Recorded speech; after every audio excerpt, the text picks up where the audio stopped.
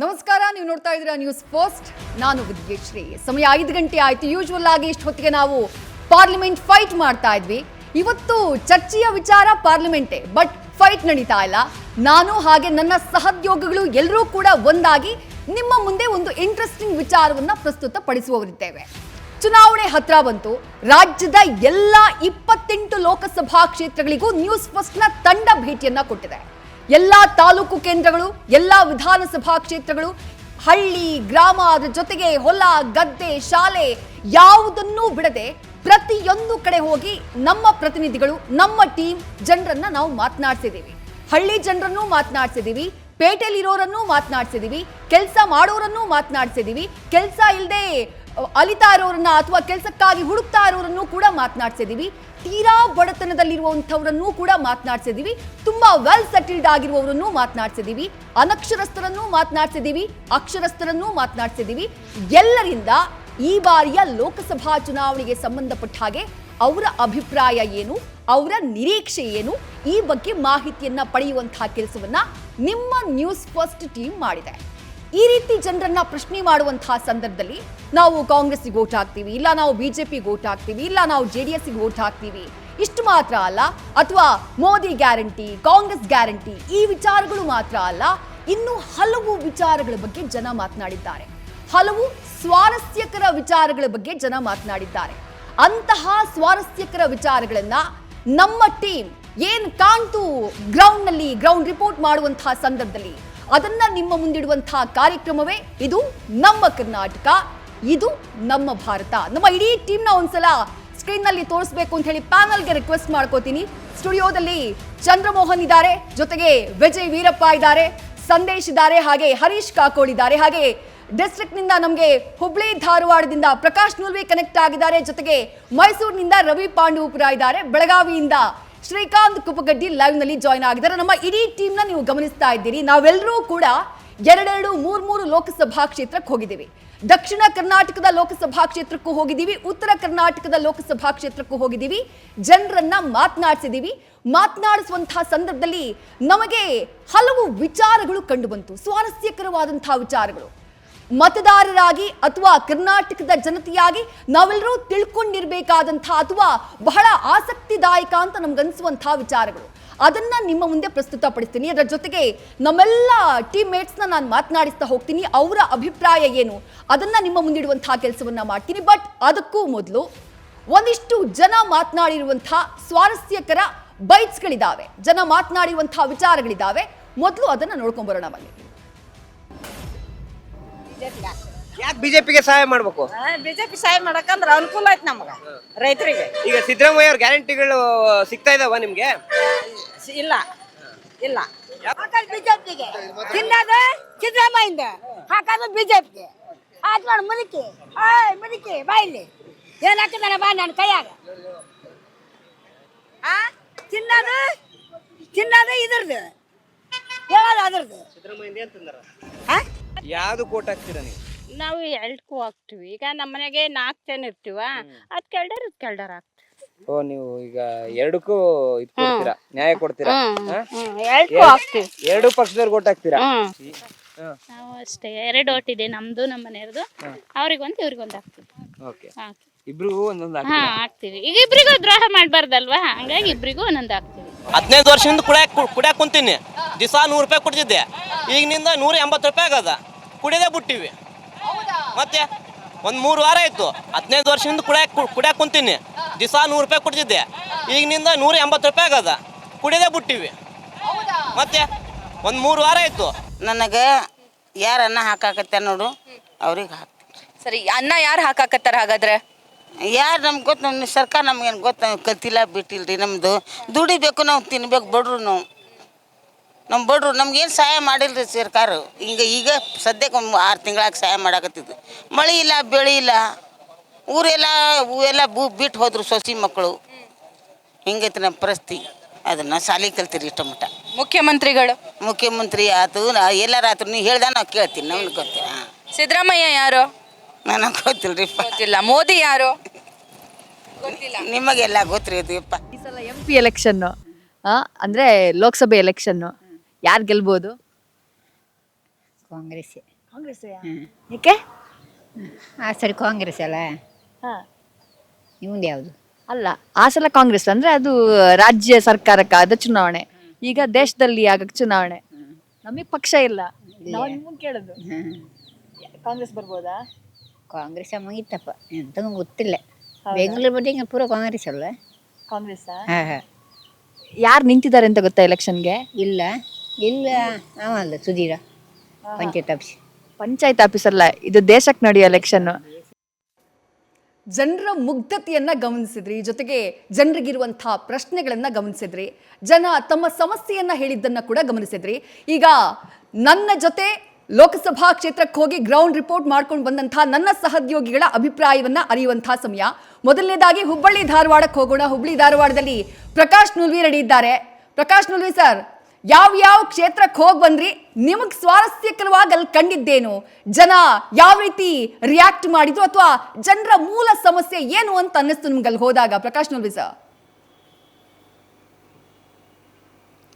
ವಿದ್ಯಾ, ನಾನು 2 ಪ್ರೋಗ್ರಾಮನ್ನು ಮಾಡಿದ್ದೀನಿ. ಒಂದು ನಿಮ್ಮ ಕ್ಷೇತ್ರದಲ್ಲಿ ನ್ಯೂಸ್ ಫಸ್ಟ್, ಒಂದು ವಿಜಯಪುರ, ಬಾಗಲಕೋಟ್ ಮತ್ತು ಹುಬ್ಬಳ್ಳಿ ಧಾರವಾಡನ 3 ಕ್ಷೇತ್ರಗಳಲ್ಲಿ ನಾನು ಸುತ್ತಾಡಿದ್ದೀನಿ. ಇನ್ನೊಂದು ಎಲ್ಲರೂ ನೋಡಿದ್ದಾರೆ ಜನ, ದಿಲ್ಲಿ ದರ್ಬಾರ್ ಹಳ್ಳಿ ವೋಟರ್ ಅಂತ, ಅದನ್ನು ಒಂದು 6 ಎಪಿಸೋಡನ್ನು ನಾವು ಮಾಡಿದ್ದೀವಿ. ಬೇರೆ ಆ್ಯಂಕರ್ನ ತೆಗೆದುಕೊಂಡು ನಾನು ಅದನ್ನು ಮಾಡಿಸ್ತಾ ಇದ್ದೆ.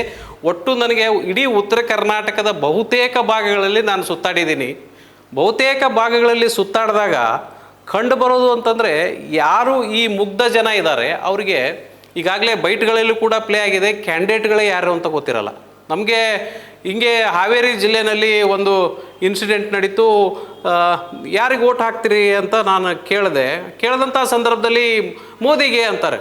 ಅರೆ ಮೋದಿ ಅಲ್ಲ ಇಲ್ಲಿ ಎಲೆಕ್ಷನಿಗೆ ನಿಂತಿರೋದು, ಇಲ್ಲಿ ಎಲೆಕ್ಷನಿಗೆ ನಿಂತಿರೋದು ಬಸವರಾಜ ಬೊಮ್ಮಾಯಿ. ಅಂದರೆ ಬೊಮ್ಮಾಯಿ ಸಿಗ್ಗಾವಿಗಲ್ಲ, ನಮಗಲ್ಲ, ಅದು ನಮಗಲ್ಲ, ಸಿಗ್ಗಾವಿಗೆ ಬರ್ತಾರವರು ಅಂತ ಹೇಳ್ತಾರೆ. ಇಷ್ಟೊಂದು ಮುಗ್ಧ ಜನ ಹಳ್ಳಿನಲ್ಲಿದ್ದಾರೆ ವಿದ್ಯಾ. ಹೀಗೆ ಅನೇಕ ಕಡೆಗಳಲ್ಲಿ ಈ ಅಭ್ಯರ್ಥಿಗಳೇ ಯಾರು ಅನ್ನುವಂಥದ್ದು ಗೊತ್ತಿಲ್ಲ. ಒಂದು ಸಿದ್ದರಾಮಯ್ಯನ ಹೆಸರು ಹೇಳ್ತಾರೆ, ಇನ್ನೊಂದು ಮೋದಿ ಹೆಸರು ಹೇಳ್ತಾರೆ. ಮತ್ತು ಕೆಲವು ಕಡೆ ಆ ಭಾಗದ 4-5 ಬಾರಿ ಚುನಾಯಿತರಾದಂಥ ಸಂಸದರು ಯಾರಂತನೂ ಗೊತ್ತಿಲ್ಲ. ಅವ್ರ ಮುಖ ಕೂಡ ನೋಡದೇ ಇರುವಂಥ ಜನಗಳಿದ್ದಾರೆ ಅಲ್ಲಿ. ಇನ್ನೂವರೆಗೂ ನಾವು ಅವ್ರ ಮುಖನೇ ನೋಡಿಲ್ಲ, ಅವ್ರು ಯಾರಂತ ಗೊತ್ತಿಲ್ಲ. ನಮಗೆ ಕಮಲದ ಹೂವು ಬರ್ತದೆ, ಇಲ್ಲ ಹಸ್ತ ಬರ್ತದೆ, ಈ ರೀತಿ ಅಭಿಪ್ರಾಯ ವಿದ್ಯಾ. ನಿಜ ನಿಜ ನಿಜ ನಿಜ. ನಾನು ಚನ್ನಮೋಹನ್ ಅವ್ರ ಹತ್ರ ಹೋಗಕ್ಕೆ ಇಷ್ಟಪಡ್ತೀನಿ. ಚನ್ನಮೋಹನ್ ಸರ್, ನೀವು ಎಲ್ಲೆಲ್ಲಿ ಹೋಗಿ ಬಂದ್ರಿ? ನಿಮಗೆ ಅನಿಸಿದ್ದೇನು ಅಂತ ಹೇಳಿ ಕ್ಷೇತ್ರಕ್ಕೆ ಹೋದಾಗ? ನಾನು ಈಗ ದಕ್ಷಿಣ ಕರ್ನಾಟಕ ಭಾಗದಲ್ಲಿ ತುಮಕೂರು ಮತ್ತು ಕೋಲಾರ ಲೋಕಸಭಾ ಕ್ಷೇತ್ರಕ್ಕೆ ಹೋಗಿದ್ದೆ. ಅದೇ ರೀತಿಯಲ್ಲಿ ಉತ್ತರ ಕರ್ನಾಟಕ, ಕಲ್ಯಾಣ ಕರ್ನಾಟಕ ಭಾಗದಲ್ಲಿ ಕಲಬುರಗಿ ಮತ್ತು ಬೀದರ್ ಕ್ಷೇತ್ರಗಳಿಗೆ ಹೋಗಿದ್ದೆ. ಮುಖ್ಯವಾಗಿ ಈ 4 ಕ್ಷೇತ್ರಗಳು ಓಡಾಡಿದಾಗ ಏನನ್ಸುತ್ತೆ ಅಂತಂದರೆ, ಈಗ ಮುಖ್ಯವಾಗಿ ಜನ ಕೂಡ ಈಗ ಸಿದ್ದರಾಮಯ್ಯ ಗ್ಯಾರಂಟಿ ನೋಡಬೇಕು ಅಥವಾ ಮೋದಿ ಓಟ್ ಹಾಕಬೇಕು ಅನ್ನೋ ಒಂದ್ರ ಬಗ್ಗೆ ಚಿಂತನೆ ಮಾಡ್ತಾ ಇದ್ದಾರೆ.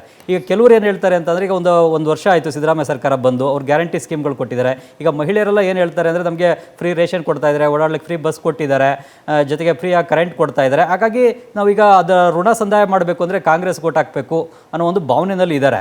ಆದರೆ ಗಂಡಸರು ಏನು ಹೇಳ್ತಾರೆ ಅಂತ ಅಂದರೆ, ಈ ಫ್ರೀ ಸ್ಕೀಮ್ಗಳನ್ನ ಕೊಟ್ಬಿಟ್ಟರೆ ನಮಗೆ ಸಮಸ್ಯೆ ತಂದಿಟ್ಟಿದ್ದಾರೆ, ಗಂಡಸರಿಂದ ಕಿತ್ತು ಹೆಂಗಸರು ಕೊಡ್ತಾ ಇದ್ದಾರೆ. ಹಾಗಾಗಿ ಈ ಫ್ರೀ ಸ್ಕೀಮ್ಗಳಿಗಾಗಿ ನಾವು ಓಟ್ ಹಾಕಬಾರ್ದು, ಸಿದ್ದರಾಮಯ್ಯ ಸರ್ಕಾರ ಕೊಟ್ಟಿರೋಂಥ ಫ್ರೀ ಸ್ಕೀಮ್ಗಳು ಸರಿ ಇಲ್ಲ ಅಂತೇಳಿ ಗಂಡಸರಲ್ಲಿ ಭಾವನೆ ಇದೆ. ಹೆಂಗಸರು ಇದಕ್ಕೆ ವಿರುದ್ಧವಾದಂಥ ಭಾವನೆ ಇದೆ. ಇನ್ನು ಹಳ್ಳಿಗಳಲ್ಲಿ ಹೋದರೆ ಅಲ್ಲೇನಿದ್ರು ಕೂಡ ಜಾತಿ ಆಧಾರದ ಮೇಲೆ ಮತ ಚಲಾವಣೆ ಮಾಡೋದು. ಬೀದರ್ ದಕ್ಷಿಣ ವಿಧಾನಸಭಾ ಕ್ಷೇತ್ರಕ್ಕೆ ಹೋಗಿದ್ದೆ, ಅಲ್ಲಿ ಹೇಳ್ತಾ ಇದ್ರು, ನಾವು 3ನಲ್ಲಿ ಈಗ ಲಿಂಗಾಯತರಿದ್ದಾರೆ, ಲಿಂಗಾಯತರ ಓಟೆಲ್ಲ BJPಗೆ, ಉಳಿದವರ ಓಟೆಲ್ಲ ಕಾಂಗ್ರೆಸ್ಗೆ. ಹೀಗೆ ಈ ಜಾತಿ ಆಧಾರದ ಮೇಲೆ ಮತ ಚಲಾವಣೆ ಹಳ್ಳಿಗಳಲ್ಲಿ ಈಗಲೂ ಕೂಡ ಇದೆ. ಅದು ಈ ಲೋಕಸಭಾ ಚುನಾವಣೆಯಲ್ಲೂ ಕೂಡ ಮುಂದುವರಿಯುತ್ತೆ ಅನ್ನೋದನ್ನ ನೇರವಾಗಿಯೇ ಜನ ಹೇಳ್ತಾರೆ. ಅದೇ ರೀತಿಯಲ್ಲಿ ತುಮಕೂರಿನ ಕೆಲವು ಹಳ್ಳಿಗಳಲ್ಲೂ ಕೂಡ ಅದೇ ಜಾತಿ ಆಧಾರದ ಮೇಲೆ ಮತ ಚಲಾವಣೆ ಮಾಡುವಂಥ ವ್ಯವಸ್ಥೆ, ಆ ಒಂದು ಪದ್ಧತಿ ಈಗಲೂ ಕೂಡ ಇದೆ. ಅವರ ತಮ್ಮ ಸಮುದಾಯದ ಅಭ್ಯರ್ಥಿ ಇದ್ದಾರೆ ಅಂತಂದರೆ ಆ ಸಮುದಾಯದ ಅಭ್ಯರ್ಥಿಗೆ ನಾವು ಓಟ್ ಹಾಕೊಳ್ಳೋದು, ಬೇರೆಯವ್ರಿಗೆ ಹಾಕೋದಿಲ್ಲ ಅನ್ನೋ ಒಂದು ಅಭಿಪ್ರಾಯವನ್ನೇ ಜನ ಹೇಳ್ತಾ ಇರ್ತಾರೆ. ಇನ್ನು ಕೆಲವರು ಈ ಒಂದು ವೆಲ್ ಸೆಟ್ಲ್ಡ್ ಆಗಿರ್ತಕ್ಕಂಥದ್ದು ಅಥವಾ ಆರ್ಥಿಕವಾಗಿ ಸುಸ್ಥಿತಿಲಿರುವಂಥ ಮಹಿಳೆಯರು ಏನು ಹೇಳ್ತಾರೆ ಅಂದರೆ, ಈ ಫ್ರೀ ಸ್ಕೀಮ್ ಕೊಟ್ಟಿರ್ತಕ್ಕಂಥದ್ದು ನಮ್ಮ ಲೇಡೀಸ್ಗೂ ಬೇಡ. ಲೇಡೀಸ್ಗೆ ಫ್ರೀ ಸ್ಕೀಮ್ ಕೊಟ್ಟಿರ್ಬೋದು, ಫ್ರೀ ಬಸ್ ಕೊಟ್ಟಿರ್ಬೋದು, ಅದು ನಮಗೆ ಬೇಡ, ಮೋದಿ ಬೇಕು, ನಾವು ಮೋದಿಗೆ ಓಟ್ ಹಾಕ್ತೀವಿ, BJPಗೆ ಓಟ್ ಹಾಕ್ತೀವಿ, ಸಿದ್ದರಾಮಯ್ಯ ಕೊಟ್ಟಿರೋ ಫ್ರೀ ಸ್ಕೀಮ್ಗಳಿಗೋಸ್ಕರ ನಾವು ಕಾಂಗ್ರೆಸ್ಗೆ ಓಟ್ ಹಾಕಲ್ಲ ಅಂತ ಕೆಲವು ಲೇಡೀಸ್ಗಳು ಕೂಡ ಹೇಳ್ತಾ ಇದ್ದಾರೆ. ರೈಟ್. ಹರಿ ಸರ್, ನೀವು ಹೇಳಿ ಸರ್, ನಿಮ್ಗೇನು ಅನ್ನಿಸುತ್ತೆ ಸರ್? ನಾನು 3 ಕ್ಷೇತ್ರಗಳನ್ನು ಮಾಡಿದೆ. ಬೆಂಗಳೂರು ಗ್ರಾಮಾಂತರ ಆಗಿರ್ಬೋದು, ಬೆಂಗಳೂರು ದಕ್ಷಿಣ, ಬೆಂಗಳೂರು ಉತ್ತರ, ಇಲ್ಲೆಲ್ಲ ನೋಡಿದಾಗ ನಾನು ಎಸ್ಪೆಷಲಿ ಬೆಂಗಳೂರು ಗ್ರಾಮಾಂತರದಲ್ಲಿ, ಯಾಕಂದರೆ ಹಳ್ಳಿ ಭಾಗದಲ್ಲಿ ಹೆಚ್ಚು ಪ್ರದೇಶವನ್ನು ಹೊಂದಿರುವಂಥದ್ದು. ಯಾಕಂದರೆ RR ನಗರ ಆಗಿರ್ಬೋದು, ಬೆಂಗಳೂರು ದಕ್ಷಿಣ, ಆನೇಕಲ್ ಇವನ್ನು ಹೊರತುಪಡಿಸಿ ಉಳಿದಂತೆ ಕನಕಪುರ, ಚನ್ನಪಟ್ಟಣ, ಮಾಗಡಿ ಇವೆಲ್ಲವೂ, ಕುಣಿಗಲ್ ಇವೆಲ್ಲವೂ ಗ್ರಾಮಾಂತರ ಪ್ರದೇಶ. ಅಲ್ಲೆಲ್ಲ ಎಷ್ಟು ಮುಗ್ಧತೆ ಅಂದರೆ ಅಲ್ಲಿ ಒಂದು ಹೇಳುವಂಥದ್ದು ಏನು ಅಂತಂದರೆ ನಮಗೆ ರಾಜ್ಯದಲ್ಲಿ ಇದೆಯಲ್ಲ ಕಾಂಗ್ರೆಸ್ ಸರ್ಕಾರ ಇದೆಯಲ್ಲ ಓಟ್ ಹಾಕ್ತೀವಿ ಸಿದ್ದರಾಮಯ್ಯರಿಗೆ ಅಂತಾರೆ. ಅವ್ರಿಗೆ ಅದು MP ಚುನಾವಣೆ ಅನ್ನುವಂಥ ಆ ಕಾನ್ಸೆಪ್ಟೇ ಕೂಡ ಗೊತ್ತಿಲ್ಲ. ಯಾಕಂತಂದ್ರೆ ಅಲ್ಲಿ ಇನ್ನು ನಾವು ಬೆಂಗಳೂರು ಭಾಗದಲ್ಲಿ ಬಂದರೆ ನೇರವಾಗಿ ಅವ್ರು ಹೇಳ್ತಾರೆ, ಅವ್ರಿಗೆ ಗೊತ್ತಿರುವಂಥ ಅವ್ರ ಅರಿವಿರದೆ ಯಾರು ಅಭ್ಯರ್ಥಿ ಅನ್ನೋದು ಒಂದು ಚಿತ್ರಣ ಅವರಲ್ಲಿ ಇರುತ್ತೆ. ಆದರೆ ನಮಗೆ ಗ್ರಾಮಾಂತರ ಪ್ರದೇಶಗಳಲ್ಲಿ ಅಷ್ಟಾಗಿ ಚುನಾವಣೆ ಬಗ್ಗೆ ಅಷ್ಟು ಆ ಜಂಜಾಟ, ಆ ಒತ್ತಡ, ಅವರು ದಿನನಿತ್ಯ ಬದುಕಷ್ಟೇ ಅವ್ರಿಗೆ ಇಂಪಾರ್ಟೆಂಟ್ ಆಗಿರುತ್ತೆ. ಅಂದರೆ ಈ ಕ್ಷಣದ ಹೊತ್ತಿನ ನನಗೆ ಏನು ಸಿಗುತ್ತೆ, ನಾನು ಏನು ಬದುಕಬಲ್ಲೆ, ಅದಕ್ಕೆ ಅವ್ರಿಗೆ ಅಷ್ಟಕ್ಕೆ ಸೀಮಿತ ಆಗಿರುತ್ತೆ. ಈ ಯಾವುದು ಕೂಡ ರಾಜಕಾರಣ, ರಾಜಕೀಯ, ಚುನಾವಣೆ ಅದ್ಯಾವುದರ ಜಂಜಾಟ ಅವರಲ್ಲಿ ಇರೋದಿಲ್ಲ. ಅವರಲ್ಲಿ ಇರುವಂಥದ್ದು ಅಷ್ಟೇ, ನನಗೆ ಬೇಕಾಗಿರೋದೇನು ಈ ಕ್ಷಣಕ್ಕೆ ನನಗೇನಿದೆ, ನನಗೆ ಹೊಟ್ಟೆ ತುಂಬಿಸ್ಕೊಳಕ್ಕೆ ಅನ್ನೋದು.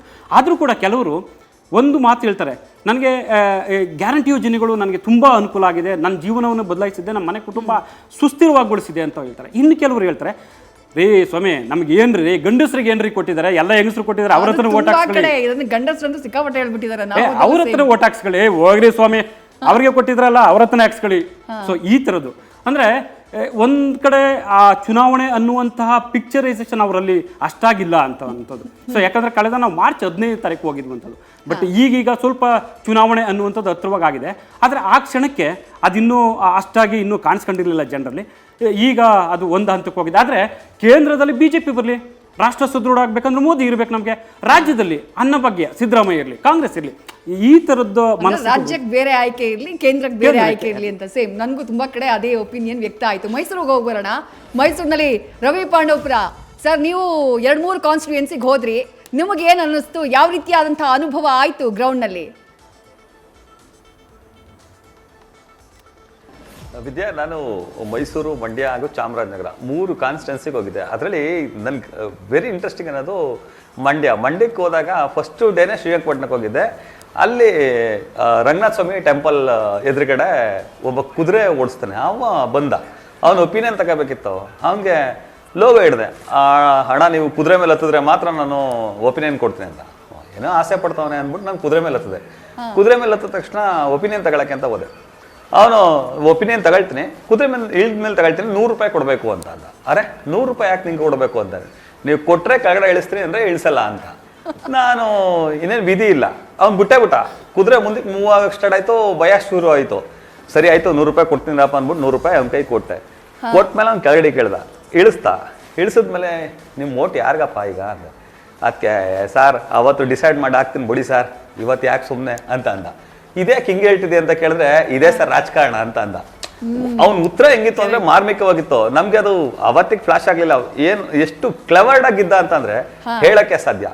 ಇನ್ನು ಮೈಸೂರು ಕಾನ್ಸ್ಟಿಟ್ಯೂನ್ಸಿಗೆ ಬಂದಾಗ ಒಂದು ಲೇಡಿ, ಅಲ್ಲೂ ಕೂಡ ಲೇಡಿದು ಸೇಮ್ ಅದೇ ಥರದ್ದು.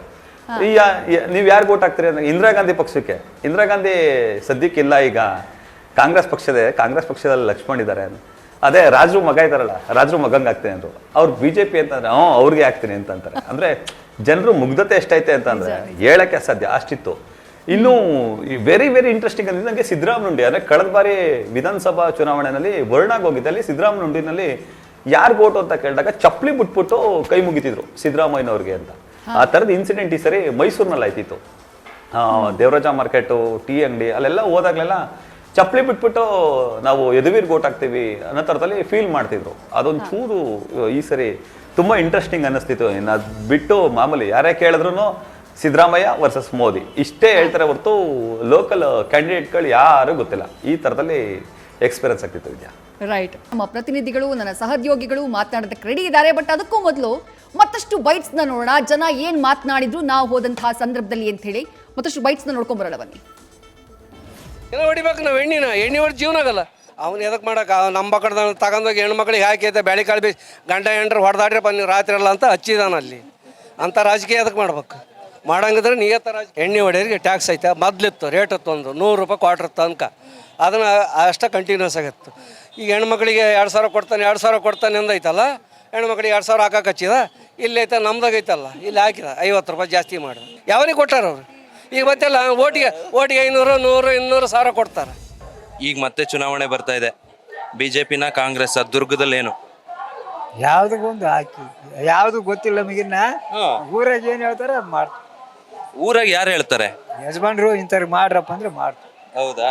ಇದುವರೆಗೂ ನೀವು ಯಾರಿಗಾಕ ಬಂದಿದ್ದೀರಿ? ಇದು ಅದಕ್ಕೂ ಅವ್ರು ಬಂದ್ರೆ ಅವರು, ಇವ್ರು ಬಂದ್ರೆ ಇವರು. ಎಲ್ಲ ಇಬ್ರು ಬಂದು ಕೇಳ್ತಾರೆ.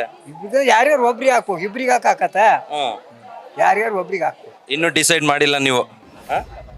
ನಾಲ್ಕು ದುಡ್ಡಿದ್ರೆ ಅವರೇ ಶ್ರೀಮಂತರು, ನಮ್ಮಂತವ್ರು ಕಸದ ತೊಟ್ಟಲ್ಲಿ, ಕಸಕ್ಕಿಂತ ಕಡೆ ನಾವು. ಹೋಗ್ಲಿ, ಬಿಜೆಪಿನೋ ಕಾಂಗ್ರೆಸ್ ಅದಾದ್ರೂ ಹೇಳಿ, ಯಾರು ಬರ್ಬೇಕು ನಿಮಗೆ? ಬಿಜೆಪಿನೇ ಬರ್ತೈತೆ, ಇನ್ನು ಯಾರು ಬರ್ತಾರೆ? ಬಿಜೆಪಿನೇ ಬರೋದು. ನಮ್ಮ ಶಿಕಾರ್ಪುರದಲ್ಲಿ ಎತ್ತಿದ ಕೈ ಅದು, ಮೇಲ್ಕೈ ಬಿಜೆಪಿ, ಬಿಜೆಪಿನೇ ಬರೋದು. ಕಾಂಗ್ರೆಸ್ ಡುಂಗ ಕೈ. ಹೌನಮ್ಮ, ನಿಜವಾಗ್ಲು ಹೌನಮ್ಮ. ಕಾಂಗ್ರೆಸ್ ಬರುತ್ತೆ ಅಂತಿದ್ರೆ ಯಾರು ಅಂದಿತ್ತು? 4-5 ಜನ ಅಂದ್ರಪ್ಪ. ಯಾರು ಅಂದಿತ್ತು? ನನ್ನ ಎದುರಿಗೆ ಬರ್ರ ನೋಡೋಣ, ಬರ್ರ ನಮ್ಮ ಎದುರಿಗೆ ಯಾರು ಅಂದಿತ್ತು? ಲೋಕಸಭಾ ಎಲೆಕ್ಷನ್ ಅಲ್ಲಿ ಯಾರು ಬರ್ತಾರೆ, ಕಾಂಗ್ರೆಸ್ ಬಿಜೆಪಿ? ನಮ್ ಗಂಡು ಮಕ್ಳಿಗೆ ಗೊತ್ತ್ರಿ, ನಮ್ಗೆ ಗೊತ್ತ. ಯಾವ್ದು ಗಂಡು ಮಕ್ಳು ಓಟ್ ಹಾಕರ್ ನೀವು, ಗ್ಯಾರಂಟಿ ತಗೊಳ್ಳೋರ್ ನೀವು. ಅದಕ್ಕೆ ಹಾಕ್ತಿವ್ರಿ ನಾವು. ಅವ್ರ ಯಾವ್ದಕ್ಕೆ ಹಾಕಂದ್ರೆ ಅದಕ್ಕೆ ಹಾಕ್ತಿವಿ ನಾವು. ಗಂಡು ಮಕ್ಳು ಯಾವ್ದಕ್ಕೆ ಗೊತ್ತು ಅಂತೀರ. ನೋಡಿದ್ರಲ್ಲ ಜನರ ಅಭಿಪ್ರಾಯ, ಜನರ ಮಾತು, ಮುಗ್ಧತೆ ಅವ್ರ ಮಾತಿನಲ್ಲಿದೆ. ಕೆಲವರು ಅತಿ ಬುದ್ಧಿವಂತರಿರ್ತಾರೆ. ಆ ರಿಯಾಕ್ಷನ್ ಕೂಡ ನೀವು ಗಮನಿಸಿದ್ರಿ. ರಾಜಕಾರಣವನ್ನ ಹಳ್ಳಿನಲ್ಲಿ ಕೂತ್ಕೊಂಡೇ ಗಮನಿಸಿರುವಂತಹ ಮತದಾರರು ಕೂಡ ಸಾಕಷ್ಟು ಸಂಖ್ಯೆಯಲ್ಲಿದ್ದಾರೆ. ಈಗ ಬೆಳಗಾವಿಗೆ ಹೋಗಿ ಬರೋಣ. ಶ್ರೀಕಾಂತ್ ಕುಪ್ಪಗಡ್ಡಿ ರೆಡಿ ಇದ್ದಾರೆ. ಶ್ರೀಕಾಂತ್, ಬೆಳಗಾವಿ ಮಾಡಿದ್ರಿ, ಚಿಕ್ಕೋಡಿಗೆ ಹೋದ್ರಿ, ಉತ್ತರ ಕನ್ನಡ ಲೋಕಸಭಾ ಕ್ಷೇತ್ರಕ್ಕೆ ಹೋದ್ರಿ, ಏನ್ ಕಾಣಿಸ್ತು ಸರ್ ನಿಮ್ಗಲ್ಲಿ? ನೋಡಿ ವಿದ್ಯಾ, ನಾನು ಒಟ್ಟು 3 ಲೋಕಸಭಾ ಕ್ಷೇತ್ರದಲ್ಲಿ ಅಡ್ಡಾಡಿದ್ದೀನಿ. ಅದರಲ್ಲಿ ಪ್ರಮುಖವಾಗಿ ಬೆಳಗಾವಿ, ಚಿಕ್ಕೋಡಿ ಹಾಗೆಯೇ ಉತ್ತರ ಕನ್ನಡ ಲೋಕಸಭಾ ಕ್ಷೇತ್ರ.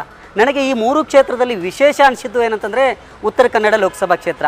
ಮೊದಲಿಂದ ನಾನು ಇಲ್ಲಿಂದ ಹೋಗುವಂಥ ಸಂದರ್ಭದಲ್ಲಿ ಅಲ್ಲಿ ಭಾಳಷ್ಟು ಜನ ಹೇಳಿದರು, ಅಲ್ಲಿ ಭಾಳಷ್ಟು ಪ್ರಜ್ಞಾವಂತ ಮತದಾರರಿದ್ದಾರೆ.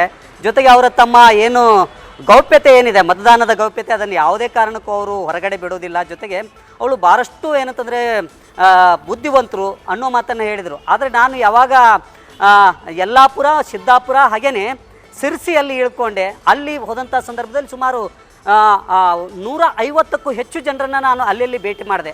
ಅವರನ್ನು ಮಾತನಾಡ್ತಕ್ಕಂಥ ಸಂದರ್ಭದಲ್ಲಿ ಅವರು ಯಾರಿಗೆ ಓಟ್ ಹಾಕ್ತಾರೆ ಅನ್ನೋದ್ರ ಬಗ್ಗೆ ಅವರು ಎಲ್ಲೂ ಸಹ ಏನಂತಂದರೆ ಬಿಟ್ಕೊಡ್ಲಿಲ್ಲ. ಯಾಕಂತಂದರೆ ನಮ್ಮ ಅದು ಗೌಪ್ಯತೆ, ನಾವು ಯಾವುದೇ ಕಾರಣಕ್ಕೆ ಅದನ್ನು ಹೇಳೋದಿಲ್ಲ. ನಾವು ಆ ಸಂದರ್ಭದಲ್ಲಿ ಏನು ಮತದಾನ ಮಾಡುವಂಥ ಸಂದರ್ಭದಲ್ಲಿ ನಾವು ಅಲ್ಲಿ ತೀರ್ಮಾನವನ್ನು ಮಾಡ್ತೀವಿ ಅನ್ನೋ ಮಾತನ್ನು ಹೇಳಿದರು. ಆದರೆ ನಾನು ಅಲ್ಲಿ ಪ್ರಶ್ನೆಯನ್ನೇ ಚೇಂಜ್ ಮಾಡಿಕೊಳ್ಳುವಂಥ ಪರಿಸ್ಥಿತಿ ಬಂತು. ಅವರಿಗೆ ನಾನು 3 ಪ್ರಶ್ನೆಗಳನ್ನು ಕೇಳ್ತಾ ಇದ್ದೆ. ಏನಂತಂದರೆ, ಒಂದು ವ್ಯಕ್ತಿನ, ಪಕ್ಷನ ಅಥವಾ ಅಭಿವೃದ್ಧಿನ, ಇದರಲ್ಲಿ ಯಾವುದಕ್ಕೆ ಓಟ್ ಹಾಕ್ತೀರಿ ಅಂತೇಳಿ ಆ ಪ್ರಶ್ನೆಯನ್ನು ಮುಂದೆ ಹಾಕಿದಂಥ ಸಂದರ್ಭದಲ್ಲಿ ಅವರು ಅದಕ್ಕೆ ಉತ್ತರ ಕೊಟ್ಕೋತಾ ಹೋದರು.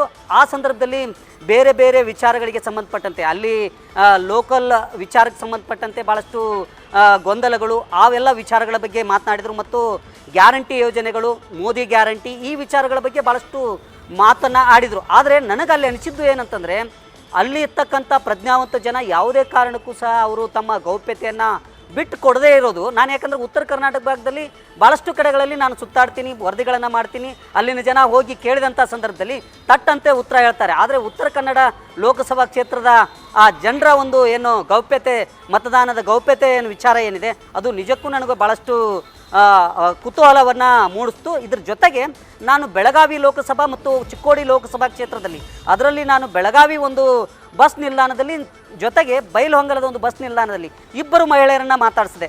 ನೀವು ಯಾರಿಗೆ ಓಟನ್ನು ಈ ಬಾರಿ ಮಾಡ್ತಾ ಇದ್ದೀರಿ ಅಂತೇಳಿ. ಆ ಸಂದರ್ಭದಲ್ಲಿ ಅವ್ರು ಹೇಳಿದ್ದೇನು ಅಂತಂದರೆ, ನಾವು ನಮ್ಮ ಗಂಡಂದಿರೇನಿದ್ದಾರೆ ಅವ್ರು ಯಾವ ತೀರ್ಮಾನವನ್ನು ಕೈಗೊಳ್ತಾರೆ ಅದಕ್ಕೆ ನಮ್ಮ ಓಟು ಅನ್ನೋ ಮಾತನ್ನು ಹೇಳಿದರು. ಇನ್ನೂ ಕೆಲವರು ಏನು ಹೇಳಿದರು ಅಂತಂದರೆ, ನಮ್ಮ ಊರು ಗೌಡ ಯಾವುದು ತೀರ್ಮಾನ ಮಾಡಿ ಹೇಳ್ತಾನೋ ಇದುವರೆಗೂ ನಾವು ತೀರ್ಮಾನ ಮಾಡಿಲ್ಲ. ನಮ್ಮ ಊರು ಗೌಡ ಯಾವುದಕ್ಕೆ ಓಟ್ ಹಾಕಬೇಕು ಅಂಥೇಳಿ ಇದುವರೆಗೆ ಏನಂತಂದರೆ ತೀರ್ಮಾನ ಮಾಡಿಲ್ಲ. ಜೊತೆಗೆ ಒಂದು ಕಮಿಟಿಯನ್ನು ಕರೆದು ಚರ್ಚೆಯನ್ನು ಮಾಡ್ತಾರೆ. ಚರ್ಚೆಯನ್ನು ಮಾಡಿ ಅವ್ರು ತೀರ್ಮಾನವನ್ನು ಹೇಳ್ತಾರೆ. ಆ ನಂತರ ನಾವು ಒಂದು ಮತವನ್ನು ಮಾಡ್ತೀವಿ ಅನ್ನೋ ಮಾತನ್ನು ಹೇಳಿದರು. ಎಲ್ಲೋ ಒಂದು ನಮ್ಮ ಉತ್ತರ ಕರ್ನಾಟಕ ಭಾಗದಲ್ಲಿ ವಿಶೇಷವಾಗಿ ವಿದ್ಯೆ ಏನಂತಂದರೆ, ಪುರುಷ ಪ್ರಧಾನ ಒಂದು ಸಂಪ್ರದಾಯ ಇರುವಂಥದ್ದು. ಪುರುಷ ಅಂದರೆ ಮನೆ ಯಜಮಾನ ಯಾವುದನ್ನು ಹೇಳ್ತಾನೆ ಅದಕ್ಕೆ ಏನಂತಂದರೆ ಈ ಹೆಂಡತಿ ಹಾಗೇನೆ ಮಕ್ಕಳು ಅವರೆಲ್ಲ ಸೇರಿಕೊಂಡು ಏನಂತಂದ್ರೆ ಮತಗಟ್ಟೆಗೆ ಹೋಗಿ ಮತದಾನ ಮಾಡುವಂಥ ಸಂಪ್ರದಾಯ ಇದೆ. ಅದೇ ಸಂಪ್ರದಾಯ ಇದುವರೆಗೂ ಸಹ ಮುಂದುವರ್ತಾ ಬಂದಿರುವಂಥದ್ದು. ಇದರ ಜೊತೆಗೆ ಕೆಲವು ಕಡೆಗಳಲ್ಲಿ ನನ್ನನ್ನೇ ಪ್ರಶ್ನೆ ಮಾಡಿದರು, ನೀನು ಯಾವುದಕ್ಕೆ ಆಗ್ತೀಯ ಅನ್ನೋ ಪ್ರಶ್ನೆಯನ್ನು ಮಾಡಿದರು. ಅದರ ಜೊತೆಗೆ ಭಾಳಷ್ಟು ಕಡೆಗಳಲ್ಲಿ ಹೋದಂಥ ಸಂದರ್ಭದಲ್ಲಿ ನಮಗೆ ಏನಂತಂದರೆ ಈ ಏನು ಗ್ಯಾರಂಟಿ ವಿಚಾರಕ್ಕೆ ಸಂಬಂಧಪಟ್ಟಂತೆ ಈ ಮಹಿಳೆಯರೇ ಏನಂತಂದರೆ ನನ್ನನ್ನು ತರಾಟೆ ತೆಗೆದುಕೊಂಡ್ರು. ಕೆಲವು ಕಡೆಗಳಲ್ಲಿ ನೀವು ಆ ತಾರತಮ್ಯವನ್ನು ಮಾಡ್ತಾ ಇದ್ದಾರೆ, ಏನಂತಂದರೆ ಸಿದ್ದರಾಮಯ್ಯ ಅವರು ಕೇವಲ ಮಹಿಳೆಯರಿಗೆ ಮಾತ್ರ ಕೊಡ್ತಾ ಇದ್ದಾರೆ, ಪುರುಷರಿಗೆ ಕೊಡ್ತಾ ಇಲ್ಲ ಅನ್ನೋ ಒಂದು ವಿಚಾರ. ಹೀಗೆ ಭಾಳಷ್ಟು ವಿಚಾರಗಳ ಬಗ್ಗೆ ನಾನು ಹೋದಂಥ ಸಂದರ್ಭದಲ್ಲಿ ಅಲ್ಲಿ ಚರ್ಚೆ ನಡೀತು. ಜೊತೆಗೆ ನಮ್ಮ ಜೊತೆ ವಾಗ್ವಾದ ನಡೆದಂಥ ಪ್ರಸಂಗಗಳು ಸಹ ನಡೆದು ವಿದ್ಯಾ. ರೈಟ್ ಶ್ರೀಕಾಂತ್, ಮತ್ತೆ ಬರ್ತೀನಿ. ವಿಜಯ್, ಕೋಟೆ ನಾಡಿಗೆ ಹೋಗಿ ಬಂದವ್ರು ನೀವು, ಏನ್ ಅನ್ನಿಸ್ತು ಕೋಟೆ ನಾಡಿನಲ್ಲಿ ಜನ ಯಾವ ರೀತಿ ರಿಯಾಕ್ಟ್ ಮಾಡಿದ್ರು? ನನಗೆ ಹೆಚ್ಚಿಗೆ ಜಿಲ್ಲೆಗೆ ಹೋಗಕ್ಕಾಗ್ಲಿಲ್ಲ, ಅಂದ್ರೆ ಲೋಕಸಭಾ ಕ್ಷೇತ್ರಕ್ಕೆ ಒಂದಕ್ಕೆ ಹೋಗಿದ್ದೆ, ಚಿತ್ರದುರ್ಗಕ್ಕೆ.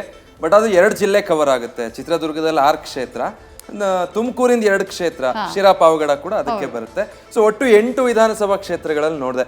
ಮೊದಲಿಗೆ ಚಿತ್ರದುರ್ಗಕ್ಕೆ ಹೋಗ್ತಿದ್ದಂಗೆ ಗೊತ್ತಲ್ಲ, ನಮ್ಮ ರಿಪೋರ್ಟ್ರು ಸೀದಾ ಕೋಟೆಗೆ ಕರ್ಕೊಂಡೋದ್ರು, ತೋರಿಸಿದ್ರು. ಮೊದಲು ನೋಡಿ ಸರ್, ಆ ಕಲ್ಲು ಟೈಟಾನಿಕ್ ಶಿಪ್ ತರ ಕಾಣುತ್ತೆ, ಇದು ನೋಡಿ ಇದು ಆನೆ ಮಲಗಿರೋ ತರ ಕಾಣುತ್ತೆ, ಹಿಂಗೆಲ್ಲ ಹೇಳಿದ್ರು. ತಿಳಿಸ್ಕೊಡ್ಬೇಕಲ್ಲ ಮೊದಲು ಚಿತ್ರದುರ್ಗದ ಬಗ್ಗೆ. ಹೌದಲ್ವಾ, ಕರೆಕ್ಟು ಅನಿಸ್ತು. ಚಿತ್ರ ವಿಚಿತ್ರವಾಗಿ ಕಾಣುತ್ತೆ ಸರ್ ಒಂದೊಂದು ಕಲ್ಲುವೆ, ನಿಮ್ಗೆ ಹೆಂಗ್ ನೋಡ್ತೀರೋ ಹಂಗೆ, ಅದಕ್ಕೆ ಚಿತ್ರದುರ್ಗ ಅಂತ ಹೇಳ್ಕೊಟ್ರು. ನನ್ಗೆ ಅಲ್ಲೇ ಒಂದು ಹಿಂಟ್ ಸಿಗ್ಬೇಕಿತ್ತೇನೋ, ಮೇ ಬಿ ಸಿಗ್ಲಿಲ್ಲ ನನಗೆ. ಜನರ ಅಭಿಪ್ರಾಯ ಕೇಳಕ್ ಹೋದ್ಮೇಲೆ ಗೊತ್ತಾಯ್ತು ಇಲ್ಲಿ ಎಷ್ಟು ಚಿತ್ರ ವಿಚಿತ್ರ ಅನ್ನೋದು ಅಲ್ಲಿ ಅನುಭವಕ್ಕೆ ಬಂತು ನನಗೆ. ನನ್ನ ಕೈಯಲ್ಲಿ ಲೋಗೋ ಇದ್ದಿದ್ದಕ್ಕೆ ಎಷ್ಟೋ ಕಡೆಗಳಲ್ಲಿ ಬಚಾವ್. ಒಂದ್ಸಲ ಹೋಗಿ ನಿಮ್ಮ ಅಭಿಪ್ರಾಯ ಏನು ಅಂತ ಕೇಳಿದ್ರೆ ಕೆಳಗಿಂದ ಮೇಲೊಂದ್ಸಲ ನೋಡೋರು. ಓಕೆ, ನೀವು ವರದಿ ಮಾಡಕ್ ಬಂದಿದ್ದೀರಾ ಅಥವಾ ನೀನೇನು ಅಭ್ಯರ್ಥಿನ ಅನ್ನೋ ರೇಂಜ್ಗೆ. ಅದಾದ್ಮೇಲೆ ಅವ್ರ ಅಭಿಪ್ರಾಯಗಳು ಹೇಳಕ್ ಶುರು ಮಾಡೋರು. ಬಹಳಷ್ಟು ಕಡೆಗಳಲ್ಲಿ ಈ ವಯಸ್ಸಾದವರು ಅಂದ್ರೆ ಸೀನಿಯರ್ ಸಿಟಿಸನ್ಸ್ ಇರ್ತಾರಲ್ಲ, ಅವ್ರುಗಳನ್ನ ನೋಡಿದಾಗ, ಈಗ ನಾವು ಬೆಂಗಳೂರಲ್ಲಿ ಇಂಥವ್ರಿಗೆ ಅಂತಾನೆ ಬೇರೆ ವ್ಯವಸ್ಥೆನೆ ಮಾಡ್ತೀವಿ. ಅವ್ರಿಗೆ ಗೌಪ್ಯವಾಗಿ ಮತದಾನ ಆಗ್ಬೇಕು ಅಂತ ಮನೆಗೆ ಹೋಗಿ ಅವ್ರು ಓಟ್ ಪಡ್ಕೊಂಡು ಬರೋ ವ್ಯವಸ್ಥೆಗಳೆಲ್ಲ ಇರುತ್ತೆ. ಬಟ್ ಅಲ್ಲಿ ನೋಡಿದಾಗ 80 ವರ್ಷ 85 ವರ್ಷ ಆಗಿರೋ ವೋಟರ್ಸ್ ಇದ್ದಾರೆ. ಹೌದಾ, ಚುನಾವಣೆ ಬಂತ ಅಂತ ಕೇಳ್ತಾರೆ. ಇದುವರೆಗೂ ನೀವು ಓಟ್ ಹಾಕಿಲ್ವಾರೆ? ಹಾಕಿದೀವಿ ಅಂತಾರೆ. ಯಾರಿಗೆ ಹಾಕಿದೀರಾ ಅಂದ್ರೆ ಊರಲ್ಲಿ ಯಾರು ಹೇಳ್ತಾರೋ ಅವ್ರಿಗೆ ಹಾಕ್ತಿವಿ ಅನ್ನುವಂಥವ್ರು ಸೀನಿಯರ್ ಸಿಟಿಸನ್ಸ್ನ ಮಾತಾಡಿಸಿದಾಗ, ಇನ್ನು ನೀವು ಎಷ್ಟೇ ಏನೇ ಮಾಡಿದ್ರು ಕೂಡ BJP ಕಾಂಗ್ರೆಸ್ಸು ಚಿಹ್ನೆ ಏನೂ ಇಲ್ದಿದ್ದಂಗೆ, ಯಾವುದೂ ಗೊತ್ತಿಲ್ದಿದ್ದಂಗೆ ಇನ್ನೂ ಒಂದಷ್ಟು ಜನ ಮತದಾರರು ಇದ್ದಾರೆ ಅನ್ನೋದು ನನಗೆ ಗೊತ್ತಾಯ್ತು ಮೊದಲಿಗೆ. ಅಂದ್ರೆ ಕಟ್ಟ ಕಡೆ ವ್ಯಕ್ತಿಯನ್ನು ಇವ್ರು ರೀಚ್ ಆಗಿದ್ದಾರೆ ಅನ್ಕೊಳ್ಳುವಾಗ್ಲೂ, ಇಲ್ಲಪ್ಪ ಅದಾಗಿಲ್ವೇನೋ, ಮತದಾನ ಇದೆ, ಚುನಾವಣೆ ಬರ್ತಾ ಇದೆ, ನೀವು ವೋಟ್ ಮಾಡಬೇಕು ಅನ್ನೋದೇ ಇನ್ನೂ ರೀಚ್ ಆಗಿಲ್ಲ, ಇನ್ನು ಪಕ್ಷಗಳು ಅಥವಾ ವ್ಯಕ್ತಿಗಳು ರೀಚ್ ಆಗೋದು ಎಲ್ಲಪ್ಪ ಅನ್ನುವಂಥ ಒಂದಷ್ಟು ಪರಿಸ್ಥಿತಿಗಳು ನೋಡಿದೆ. ಅದು ಬಿಟ್ಟರೆ ಯೂತ್ಸ್ ತುಂಬ ಜನ ಸಿಕ್ಕಿದ್ರು ಮಾತಾಡೋದಕ್ಕೆ. ಚಿತ್ರದುರ್ಗದಲ್ಲಿ MLAಗಳು ಕಾಂಗ್ರೆಸ್ಸಿಂದ ಹೆಚ್ಚಿಗೆ ಆರಿಸಿ ಬಂದಿರೋದ್ರಿಂದ ಅವ್ರ ಪ್ರಭಾವ ತುಂಬ ಜೋರಾಗಿ ಕಂಡು ಬರ್ತು. ಈ ಚಿತ್ರದುರ್ಗ ಟೌನು ಮತ್ತು ಚಳ್ಳಕೆರೆ, ಹಿರಿಯೂರು, ಹೊಸದುರ್ಗ, ಹೊಳಲ್ಕೆರೆ ಈ ಭಾಗದಲ್ಲೆಲ್ಲ ಆಲ್ಮೋಸ್ಟ್ ಒನ್ ಸೈಡೆಡ್ ಅನ್ಕೊಳ್ಳೋ ಅಷ್ಟೊತ್ತಿಗೆ ಮತ್ತೆ ವ್ಯತಿರಿಕ್ತವಾಗಿ ಈಗ ಮನೆ ಯಜಮಾನ್ರನ್ನ ಕೇಳಿದ್ರೆ ಇಲ್ಲ ಈ ಸಲ BJP ಅಂತಾರೆ. ಪಕ್ಕದಲ್ಲೇ ಅವ್ರ ಮನೆ ಹೆಂಗಸರು ನಿಂತಿರ್ತಾರೆ, ಹೋಗಿ ಕೇಳಿದ್ರೆ ನಮ್ಮಿಷ್ಟ ಅಂತಾರೆ, ಕಾಂಗ್ರೆಸ್ ಅಂತ ಹೇಳಲ್ಲ, ಯಾಕಂದ್ರೆ ಪಕ್ಕದಲ್ಲಿ ಯಜಮಾನ್ರು ಇದಾರಲ್ಲ. ಸೊ ಮತ್ತೆ ಇವ್ರನ್ನ ಕೇಳಿದ್ರೆ ಹೇಳಕ್ಕಾಗಲ್ಲ ಸರ್, ನಾವ್ ಏನ್ ಹೇಳ್ಕೊಟ್ರು ಅವ್ರು ಒಳಗೋಗಿ ಯಾವ್ದು ಒತ್ತಿದ್ರು ಅಂತ ನಮ್ಗೇನ್ ಗೊತ್ತಾಗ್ಬೇಕು ಸರ್ ಅನ್ನೋ ಪರಿಸ್ಥಿತಿ ಇದೆ. ಇಲ್ಲಿ ಯಾವ್ದೋ ಸಂದೇಶ ಹೋಗಿದ್ ಕ್ಷೇತ್ರದ ನಾನು ನೋಡ್ತಾ ಇದ್ದೆ. ಪಾಪ ದ್ರೋಹ ಆಗ್ಬಾರ್ದಲ್ಲ, ಅವ್ರಿಗೊಂದು ಇವ್ರಿಗೊಂದು ಅನ್ನೋ ತರ. ಬಟ್ ಮತದಾರರು ನಮಗ್ ದ್ರೋಹ ಆಗದಿದ್ದಂಗೆ ಯೋಚನೆ ಮಾಡಿ ಮತ ಹಾಕಿದ್ರೆ ಸಾಕು, ಅಭ್ಯರ್ಥಿಗಳ ಬಗ್ಗೆ ತಲೆ ಕೆಡ್ಸ್ಕೊಳ್ಳೋದ್ರ ಬದಲು ಅಂತಾನೂ ಒಂದ್ ಅನ್ಸುತ್ತೆ. ಸೊ ಆನ್ ದಿ ಹೋಲ್ ನೋಡಿದಾಗ ಅಭ್ಯರ್ಥಿ ಯಾರು ಅನ್ನೋದು ಹೆಚ್ಚಿನ ಜನಕ್ಕೆ ಚಿತ್ರದುರ್ಗದಲ್ಲಿ ತಲುಪಿಲ್ಲ, ಅದಂತೂ ಸತ್ಯ. ಮೋದಿ ಅವರು ತಲುಪಿರೋ ಅಷ್ಟು ಗೋವಿಂದ ಕಾರಜೋಳ ಅವರು ತಲುಪಿದ್ದಾರೆ ಅಂತ ಹೇಳಲಿಕ್ಕೆ ಸಾಧ್ಯ ಆಗ್ತಾ ಇಲ್ಲ. BN ಚಂದ್ರಪ್ಪ ಗೆದ್ರು ಸೋತ್ರು, ಜನರ ಸಂಪರ್ಕದಲ್ಲಿ ಇದ್ದಾರೆ ಅನ್ನೋ ನಿಟ್ಟಿನಲ್ಲಿ. ಬಟ್ ಕೊನೆಯದಾಗಿ ಒಂದು ಹೇಳ್ಬಿಡೋದಾದ್ರೆ, ಅರುಣಾಚಲ್ ಪ್ರದೇಶದ ಗಡಿ ಪ್ರದೇಶದಿಂದ ಹಿಡಿದು ಇಲ್ಲಿ ರೈತರ ಸಮಸ್ಯೆವರೆಗೂ ಎಲ್ಲ ಮಾತಾಡುವಂತ ಮತದಾರರು ಸಿಕ್ಕಿದ್ರು ಒಟ್ಟಿನಲ್ಲಿ. ರೈಟ್ ಸಂತೋಷ್, ನಿಮ್ಮನ್ನು ಮಾತನಾಡಿಸ್ತೀನಿ. ಅದಕ್ಕೂ ಮೊದಲು ಚಂದ್ರಮೋಹನ್, ಒಂದು ಲಾಸ್ಟ್ ಕ್ವೆಶನ್ ನಿಮಗೆ. ಗ್ಯಾರಂಟಿಗಳ ವಿಚಾರವಾಗಿ ಎಲ್ಲ ವಿಚಾರವಾಗಿ ಜನ ಮಾತನಾಡ್ತಾರೆ, ಬಟ್ ವಿಜಯ್ ಹೇಳಿದ ಹಾಗೆ ಸಿದ್ದು ಜಾಸ್ತಿ ರೀಚ್ ಆಗಿದ್ದಾರೆ ಅಂತ ಅನ್ನಿಸ್ತಾ ನಿಮಗೆ, ಅಥವಾ ಮೋದಿ ಜಾಸ್ತಿ ರೀಚ್ ಆಗಿದ್ದಾರೆ ಅಂತ ಅನ್ಸುತ್ತಾ ಗ್ರೌಂಡ್ ನಲ್ಲಿ? ಸಿದ್ದರಾಮಯ್ಯ ಸರ್ಕಾರದ ಗ್ಯಾರಂಟಿಗಳು ಮಹಿಳೆಯರನ್ನ ರೀಚ್ ಆಗಿದೆ. ಮಹಿಳೆಯರ ಒಲವು ಸಿದ್ದರಾಮಯ್ಯ ಸರ್ಕಾರದ ಕಡೆಗಿದೆ ಅಂತ ಮಹಿಳೆಯರು ಮಾತಾಡಿಸಿದಾಗ ಅನ್ಸುತ್ತೆ. ಅಪ್ಪರ್ ಕ್ಲಾಸ್ ಮಹಿಳೆಯರನ್ನ ಬಿಟ್ರೆ, ಮಧ್ಯಮ ವರ್ಗ ಕೆಳವರ್ಗದ ಮಹಿಳೆಯರನ್ನ ಬಿಟ್ರೆ, ಆದ್ರೆ ಏನಾಗುತ್ತೆ ಅಂದ್ರೆ ಯೂತ್ಸು ಅಥವಾ ಹಳ್ಳಿಯ ಜನ ಆಗ್ಬೋದು ಅಥವಾ ಸಿಟಿ ಜನ ಆಗ್ಬೋದು, ಇದು ಲೋಕಸಭಾ ಚುನಾವಣೆ, ದೇಶದ ಭದ್ರತೆ ಮುಖ್ಯ, ಜೊತೆಗೆ ದೇಶದ ಅಭಿವೃದ್ಧಿ ಮುಖ್ಯ. ಈಗ ದೇಶದ ಅಭಿವೃದ್ಧಿ ಆಗಬೇಕು, ದೇಶ ಸುಭದ್ರವಾಗಿರಬೇಕು ಅಂತ ಅಂದ್ರೆ ಮೋದಿ ಓಟ್ ಕೊಡಬೇಕು ಅನ್ನೋ ಒಂದು ಭಾವನೆಯಿಂದಲೇ ಈಗ ಒಂದು ಸ್ವಲ್ಪ ಜನ ಮಾತಾಡ್ತಾ ಇದ್ರು. ಆದರೆ ಇನ್ನು ಕೆಲವರು ಏನು ಹೇಳ್ತಾರೆ ಅಂದರೆ, ಈಗ ರಾಜ್ಯಕ್ಕೆ ಸಿದ್ದರಾಮಯ್ಯವರೇ ಇರಲಿ, ಈ ಗ್ಯಾರಂಟಿ ಸ್ಕೀಮ್ಗಳೇ ಇರಲಿ, ದೇಶಕ್ಕೆ ಮೋದಿ ಇರಲಿ, ಇದು ಲೋಕಸಭಾ ಚುನಾವಣೆ ಅಲ್ವಾ, ಕಾಂಗ್ರೆಸ್ಸು ದೇಶದಲ್ಲಿ ಬಂದರೆ ಸರಿಯಾಗಿರೋದಿಲ್ಲ, BJPನೇ ಬರಲಿ, ಮೋದಿನೇ ಇರಲಿ ಅನ್ನೋ ಮಟ್ಟಿಗೂ ಕೂಡ ಮಾತಾಡ್ತಾರೆ ಜನ. ಆದರೆ ಮಹಿಳೆಯರಿಗಂತೂ ಸಿದ್ದರಾಮಯ್ಯ ಸರ್ಕಾರದ ಗ್ಯಾರಂಟಿಗಳು ರೀಚ್ ಆಗಿವೆ, ಅಪ್ಪರ್ ಕ್ಲಾಸನ್ನು ಬಿಟ್ಟು, ಅಪ್ಪರ್ ಕ್ಲಾಸ್ ಮಹಿಳೆಯರನ್ನ ಬಿಟ್ಟು. ಜೊತೆಗೆ ಗಂಡಸರಿಗೆ ಗ್ಯಾರಂಟಿ ಸ್ಕೀಮ್ಗಳ ಬಗ್ಗೆ ದೊಡ್ಡ ಮಟ್ಟದ ಅಸಮಾಧಾನ ಇದೆ. ಅಂದರೆ ಲೇಡೀಸ್ ಮಾತ್ರ ಕೊಟ್ಬಿಟ್ರು, ನಮ್ಮಿಂದ ಕಿತ್ತು ಅವರು ಕೊಟ್ಟರು. ಈಗ ಅಬ್ಕಾರಿ ತೆರಿಗೆನ ಜಾಸ್ತಿ ಮಾಡಿರೋದ್ರಿಂದ ಎಣ್ಣೆ ರೇಟ್ ಜಾಸ್ತಿ ಆಯಿತು. ಜೊತೆಗೆ ಮಹಿಳೆ ಆ ದುಡ್ಡನ್ನ ತಂದು ಇಲ್ಲಿ ಗ್ಯಾರಂಟಿ ಸ್ಕೀಮ್ ಕೊಡ್ತಾ ಇದ್ದಾರೆ. ಗೃಹಲಕ್ಷ್ಮಿಗೆ ಆಗ್ಬೋದು, ಫ್ರೀ ಬಸ್ಗೆ ಆಗ್ಬೋದು ಕೊಡ್ತಾ ಇದ್ದಾರೆ. ಇವ್ನು ಕೊಟ್ಟಿದ್ರಿಂದಾಗೆ ನಮಗೆ ಸಮಸ್ಯೆ ಆಗ್ತಾ ಇದೆ ಸ್ವಲ್ಪ ಮಟ್ಟಿಗೆ. ಯಾಕೆಂದರೆ ಹೆಂಗಸರೆಲ್ಲ ಈಗ ದೇವಸ್ಥಾನಗಳಿಗೆ ಹೋಗ್ಬಿಡ್ತಾರೆ ಬಸ್ ಹತ್ತಿ. ಈಗ ಇದರಿಂದಾಗಿ ನಮ್ಮನ್ನೇನು ಹೇಳಂಗಿಲ್ಲ, ಕೇಳಂಗಿಲ್ಲ, ಅಥವಾ ನಮ್ಮ ಹತ್ರ ದುಡ್ಡು ಕೇಳಂಗಿಲ್ಲ, ನಮ್ಮ ಮೇಲೆ ಅವಲಂಬನೆ ಇಲ್ಲ, ಈ ರೀತಿ ಪರಿಸ್ಥಿತಿ ಆಗ್ಬಿಟ್ಟಿದೆ ಅಂತೇಳಿ ಒಂದು ಸ್ವಲ್ಪ ಗಂಡಸರಿಗೆ ಅಸಮಾಧಾನ ಇದೆ. ಆದರೆ ಗಂಡಸರೀಗ ಕೆಲವು ಸಂದರ್ಭಗಳಲ್ಲಿ ಈಗ ಚುನಾವಣೆಯಲ್ಲಿ ಅವರು ಯಾವ ರೀತಿ ತೀರ್ಮಾನ ಕೈಗೊಳ್ತಾರೆ, ಏನು ಗ್ಯಾರಂಟಿ ವಿರುದ್ಧ ತಗೊಳ್ತಾರ ಅಥವಾ ಗ್ಯಾರಂಟಿ ಪರ ತಗೊಳ್ತಾರ ಗೊತ್ತಿಲ್ಲ. ಆದರೆ ದುಡ್ಡು ಅವ್ರ ಮನೆ ಮಹಿಳೆಯರಿಗೂ ಕೂಡ ಬರ್ತಾನೆ ಇರುತ್ತೆ. ಈಗ ತಿಂಗಳಿಗೆ ಗೃಹಲಕ್ಷ್ಮಿ 2,000 ರೂಪಾಯಿ ಅವ್ರ ಮನೆ ಮಹಿಳೆಯರಿಗೂ ಬರ್ತಾ ಇರುತ್ತೆ, ಅದರಿಂದ ಅವ್ರಿಗೂ ಅನುಕೂಲ ಆಗ್ತಾ ಇರುತ್ತೆ. ಆದರೆ ಹೊರಗಡೆ ಮಾತನಾಡೋದಾಗ ಮಾತ್ರ ಗ್ಯಾರಂಟಿ ಸ್ಕೀಮಿಂದ ತೊಂದರೆ ಆಗ್ತಾ ಇದೆ ನಮಗೆ ಅಂತ ಗಂಡಸರು ಮಾತನಾಡ್ತಾ ಇದ್ದಾರೆ. ಓಕೆ, ಥ್ಯಾಂಕ್ ಯು ಚಂದ್ರಮೋಹನ್, ಇಷ್ಟೊತ್ತು ಕಾರ್ಯಕ್ರಮದಲ್ಲಿ ಭಾಗಿಯಾಗಿದ್ದಕ್ಕೆ. ಒಂದೊಂದು ಭಾಗದಲ್ಲೂ ಒಂದೊಂದು ರೀತಿಯಾದಂತಹ ಅಭಿಪ್ರಾಯ, ಜೊತೆಗೆ ಜನರ ಆಲೋಚನೆ ಮಾಡುವಂಥ ರೀತಿ ಈ ದಕ್ಷಿಣ ಕರ್ನಾಟಕ ಭಾಗಕ್ಕೂ ಅಥವಾ ಉತ್ತರ ಕರ್ನಾಟಕ ಭಾಗಕ್ಕೂ ಅಥವಾ ಹಳ್ಳಿಗೂ ಜೊತೆಗೆ ನಗರಕ್ಕೂ ಎಷ್ಟು ವ್ಯತ್ಯಾಸ ಇರುತ್ತೆ ಅನ್ನುವಂಥದ್ದನ್ನ ನೋಡುವಂಥ ಒಂದು ಚಾನ್ಸ್ ನಮಗೆ ಸಿಕ್ತು ಗ್ರೌಂಡ್ ರಿಪೋರ್ಟ್ ಮಾಡಿದಂಥ ಸಂದರ್ಭದಲ್ಲಿ. ನನ್ನ ಸಹೋದ್ಯೋಗಿಗಳನ್ನ ಮಾತನಾಡಿಸ್ತೀನಿ. ಅದಕ್ಕೂ ಮೊದಲು ಮತ್ತೊಂದಿಷ್ಟು ಜನ ಮಾತನಾಡಿರುವಂಥ ವಿಚಾರಗಳನ್ನ ನೋಡ್ಕೊಂಬರೋಣ. ನಾವು ಬೇಡಿಕಾಲ ತಾಯಿಗೆ ಹಾಕಾಕತ್ತೀನಿ, ಅದನ್ನ ಹಾಕೋಂತ ಬರ್ತೀನಿ. ಸಾವು ಬಂತು ನಮ್ಗೆ, ಯಾವ ಮಕ್ಕಳಿಗೆ ನಾವು ಹಾಕಿಲ್ಲ. ಆ ತಾಯಿಗೆ ನಮ್ಗೆ ತಾಯಿ ಕೂಳು ಕೊಟ್ಟಾಳ, ಅಗದಿ ಕಷ್ಟನಾಗ ಬರಗಾಲದಾಗ ಅದನ್ನ ತಿನ್ಕೊಂತ ಅದೀವಿ ನಾವು. ಯಾರು ಆ ತಾಯಿ ಹೆಸರೇನು? ಯಾರವರು? ಈ ಸೋನಿಯಾ ಗಾಂಧಿನು ಮತ್ತು ಇಂದಿರಾ ಗಾಂಧಿನು. ಸೋನಿಯಾ ಗಾಂಧಿನೂ ಕೊಟ್ಟಾರ? ಹೌದು, ಸೋನಿಯಾ ಗಾಂಧಿಗೆ ನೋಡಿನಿ, ಇಂದಿರಾ ಗಾಂಧಿ ತಾಯಿಗೆ ನೋಡೀನಿ. ಆವಾಗ ನಾನು 4-5 ಮಕ್ಕಳಾಗಿದ್ದು, ಏನು ಸ್ವಸ್ಥ್ಯ ತಂದಿದ್ದಿಲ್ಲ ತಾಯಿ ಇದ್ದಾಗ. ಹೆಣ್ಮಕ್ಳಿಗೂ ಕೇಳ್ತೀರಾ, ಗಂಡು ಮಕ್ಳಿಗೂ ಕೇಳ್ತೀರಾ, ನಾವಿಲ್ಲೇ ಅಡ್ಡಾಡ್ತೀವಿ ಅಂದ್ರೂ ನಮಗೂ ಯಾರು ತಲೆ ಎತ್ತಿ ನೋಡೋದಿಲ್ಲ. ಯಾವ ಸರ್ಕಾರ ಬಂದರೂ ನಮ್ದೇನು ಬೆಲೆನೇ ಇಲ್ಲ. ಕೈ ಹೊಡೆಯೋದು ತಪ್ಪದಿಲ್ಲ, ಭಿಕ್ಷೆ ಬೇಡೋದು ತಪ್ಪದಿಲ್ಲ. ಸಾರ್ವಜನಿಕರಿಗೆ ಇವ್ರದ್ದೇನು ಬರೀ ಇದೆ ಗೋಳು ಅಂತ ಅವರಿಗೆ ದೃಷ್ಟಿಯೆಲ್ಲ ಆಗುತ್ತೆ. ಎಂಥ ಸರ್ಕಾರ ಬಂದ್ರೂ ನಮ್ಮಂಥರು ಇದ್ದಾರೆ ಅಂತಂದು ಈಗ ಓಟಿಗಂತ ಎಲ್ಲರೂ ಬಂದು ನಮ್ಮಂಥರನ್ನು ಪ್ರಚಾರ ಮಾಡಿ ಓಟ್ ಹಾಕ್ಸ್ಕೊಂತಾರೆ. ನಮಗಂತ ಏನು ಸೌಲಭ್ಯ ಕೊಡೋದಿಲ್ಲ. ಒಂದು ಮನೆ ಇಲ್ಲ, ಏನೂ ಇಲ್ಲ, ಬಾಡಿಗೆ ಮನೇಲಿ ವಾಸ ಮಾಡ್ತೀವಿ. ಭಿಕ್ಷೆ ನೋಡಿದ್ರೆ ಅಷ್ಟು ಕಷ್ಟ ಆಗುತ್ತೆ. ಈಗ ನಾನು ಮಕ್ಕಳು ತಗೊಂಡು 4 ಮಕ್ಕಳು ತಗೊಂಡು ಹಂಗೆ ಕೂತಿದ್ದೀನಿ. ನನಗೆ ಯಾರು ಹಿಡ್ಕಲ್ಲ, ದಾರಿ ಕುಂತೀನಿ ನಾನು ಬಿಸಿಲಲ್ಲಿ. ನನಗೆ ಕಷ್ಟ ಬರ್ತೈತಿ. ನನಗೆ 18 ವರ್ಷ ಆಯ್ತು, ನನಗೆ ಗಂಡ ಸತ್ತಿಗೇಸಿ. ನನಗೆ ಜೋಬ್ ಬಿಡೈತಿ, ಯಾರು ಮನೆ ಆಗ್ತಿಲ್ಲ. ನನ್ನ ಮಕ್ಕಳು ಹೊರಗೆ ಓಡಿಸ್ತಾರೆ, ನಿನ್ನ ಮನೆ ನಾಲ್ಕು ಕಟ್ಟಿನಿ ದುಡ್ದು ಅಂದ್ಗೇಸಿ. ನನಗೆ ಯಾರು ಹಾಕ್ತಾರೆ? ಅಕ್ಕನ ಮಗಳಾಗಲ್ಲ. 2 ವರ್ಷ ಆಯ್ತು ಅವ್ನು ನಿಂತು ಗೇಸಿ, ಮಗ ನಿಂತು. 5 ವರ್ಷ ಆರಿಸಿ ಬಂದು BJP ನಿಂತು. ಕರಿಯಮ್ಮ ಅಂದ್ರೆ ಕರಿಯಮ್ಮನ ಮಾಡ್ತಿಲ್ಲ. ಯಾರು ಮಾಡ್ಬೇಕು ನಮ್ಮ ಬಡವ್ರಿಗೆ? ನಾನು ಕಷ್ಟದಲ್ಲಿ ನನ್ನ ಗಂಡ ಸತ್ತು ಆಕ್ಸಿಡೆಂಟ್ ಆಗಿ ಸತ್ತ ಬೆಂಗಳೂರಲ್ಲಿ. ನನ್ನ ಕಷ್ಟ ಇಷ್ಟೇ ಬರ್ತದೆ, ಯಾರು ಕನಕರು ಬರಲ್ಲ ನನ್ನ ಬಡವ್ರ ಮೇಲೆ. ಎಲೆಕ್ಷನ್ ಹಾಕ್ತಿತ್ತವ್ರಿ. ಯಾರಿಗೆ ಹಾಕ್ತೀರಿ? ನಿಮಗೆ ಯಾರಿಗೆ ಹಾಕ್ತೀರಿ? ಇರ್ತಿತ್ತವ್ರಿ, ನಾವು ಇಲ್ಲೇ ಬರ್ತೀವಿ. ಇಲ್ಲೇ ಬರ್ತೀರಿ? ಯಾರಿಗೆ ಓಟ್ ಹಾಕ್ತೀರಿ? ನಿಮಗೆ ಹಾಕ್ತೀವಿ. ನನ್ಗೆ ಹಾಕ್ತಿದ್ರಿ? ನಾನು ಯಾರ್ರಿ? ನಾನು ಎಲೆಕ್ಷನ್ ಕಂಟೆಸ್ಟ್ ಮಾಡಿಲ್ರಿ. ಹ್ಞೂ ಹಾಕ್ತೀವಿ ನಾವು ನ್ಯೂಸ್ ಚಾನೆಲ್ನವರು. ಹ್ಞೂ ರೀ, ಹಂಗ ಮಾಡ್ತೀರಿ? ಓಟ್ ಹಾಕ್ತೀರಿ? ನಿಮ್ ಕೆಲ್ಸ ಎಲ್ಲ ಮಾಡಿಕೊಟ್ಟಾರ ನಮ್ಗೆ? ಒಂದು 10 ರೂಪಾಯಿ ಕೊಡ್ರಿ. 10 ರೂಪಾಯಿ ಸಾಕು? ನೀವು ಕೊಟ್ಟಾತ ಗೌರಮ್ಮ 10 ರೂಪಾಯಿ ಸಾಕು ನಿಮ್ಗೆ? ರೈಟ್, ಜನ ಮಾತನಾಡಿದ್ದನ್ನ ಗಮನಿಸಿದ್ರಿ. ಸಭಾ ಹಕೀಂ ಜಾಯ್ನ್ ಆಗಿದ್ದಾರೆ, ಅವರಿಗೆ ವೆಲ್ಕಮ್ ಮಾಡ್ಕೋತೀನಿ. ಬಟ್ ಸಂದೇಶ್ನ ಫಸ್ಟಿಗೆ ಮಾತನಾಡಿಸ್ತೀನಿ. ಸಂದೇಶ್, ನೀವು ಯಾವ ಕ್ಷೇತ್ರಕ್ಕೆ ಹೋಗಿದ್ರಿ? ಒಂದಿಷ್ಟು ಬೈಟ್ಸ್ಗಳನ್ನ ನೋಡಿದ್ವಿ ನೀವು ತಗೊಂಬಂದಿದ್ದು, ನಿಮ್ಗೆ ಏನು ಅನ್ನಿಸ್ತು ಸಂದೇಶ್?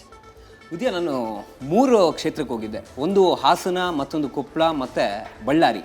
ಅಂದರೆ ಅಷ್ಟೂ ಕ್ಷೇತ್ರದಲ್ಲೂ ಕೂಡ ತುಂಬ ಡಿಫ್ರೆಂಟ್ ಎಕ್ಸ್ಪೀರಿಯನ್ಸ್, ಒಪಿನಿಯನ್ಸ್ ಡಿಫ್ರೆಂಟ್ ಆಗಿತ್ತು, ಜೊತೆಗೆ ಎಕ್ಸ್ಪೀರಿಯನ್ಸ್ ಕೂಡ ಡಿಫ್ರೆಂಟ್ ಆಗಿತ್ತು. ಒಂದು ಕಡೆ ಹಾಸನ ಆದರೆ ಈ ಅರ್ಬನ್ ಪಾರ್ಟ್ ಏನಿದೆ ತಾಲೂಕು ಮಟ್ಟದಲ್ಲಿ ಸಾಕಷ್ಟು, ಅಂದರೆ ಆ ತಾಲೂಕು ಮಟ್ಟದಲ್ಲಿ ನಾವು ಮಾತನಾಡಿಸ್ತಾ ಹೋದಾಗ ಸಾಕಷ್ಟು ವಿಚಾರಗಳ ಬಗ್ಗೆ ಮಾತಾಡ್ತಾರೆ, ಯೋಜನೆಗಳ ಬಗ್ಗೆ ಮಾತಾಡ್ತಾರೆ, ಸ್ಕೀಮ್ಸ್ ಬಗ್ಗೆ ಮಾತಾಡ್ತಾರೆ. ಮತ್ತೆ ಈ ಪಕ್ಷಗಳ ಕಾನ್ಫ್ಲಿಕ್ಟ್ಸೇ ಗೊತ್ತಿದೆ ಅವರಿಗೆ. ಅಂದರೆ ಯಾವ ಪಕ್ಷ ಯಾರಿಗೆ ಮೈತ್ರಿ ಆಗಿದೆ, ಹಿಂದೆ ಏನಾಗಿತ್ತು, ಇತಿಹಾಸದಿಂದ ಹಿಡಿದು ಕಂಪ್ಲೀಟ್ ಈಗ ಪ್ರೆಸೆಂಟ್ ಸಿಚುವೇಶನ್ವರೆಗೂ ಕೂಡ ಅರ್ಬನ್ ಪಾರ್ಟಲ್ಲಿ ಮಾತನಾಡಿಸ್ತಾರೆ. ಆದರೆ ಈ ರೂರಲ್ ಪಾರ್ಟಲ್ಲಿ ನೀವು ಹೇಳಿದಾಗೆ ಮುಗ್ಧತೆ, ಅಂದರೆ ಸಾಕಷ್ಟು ಜನರಿಗೆ ಯಾರಿಗೆ ಓಟ್ ಆಗಬೇಕು, ಇಲ್ಲಿ MLA ಹೆಸರೇ ಸಾಕಷ್ಟು ಜನ ಹೇಳ್ತಾರೆ. ಲೋಕಸಭೆ ಚುನಾವಣೆಗೆ ಯಾರಿಗೆ ಓಟ್ ಹಾಕ್ತೀರಾ ಅಂದರೆ MLA ಹೆಸರುಗಳನ್ನ ಹೇಳ್ತಾರೆ.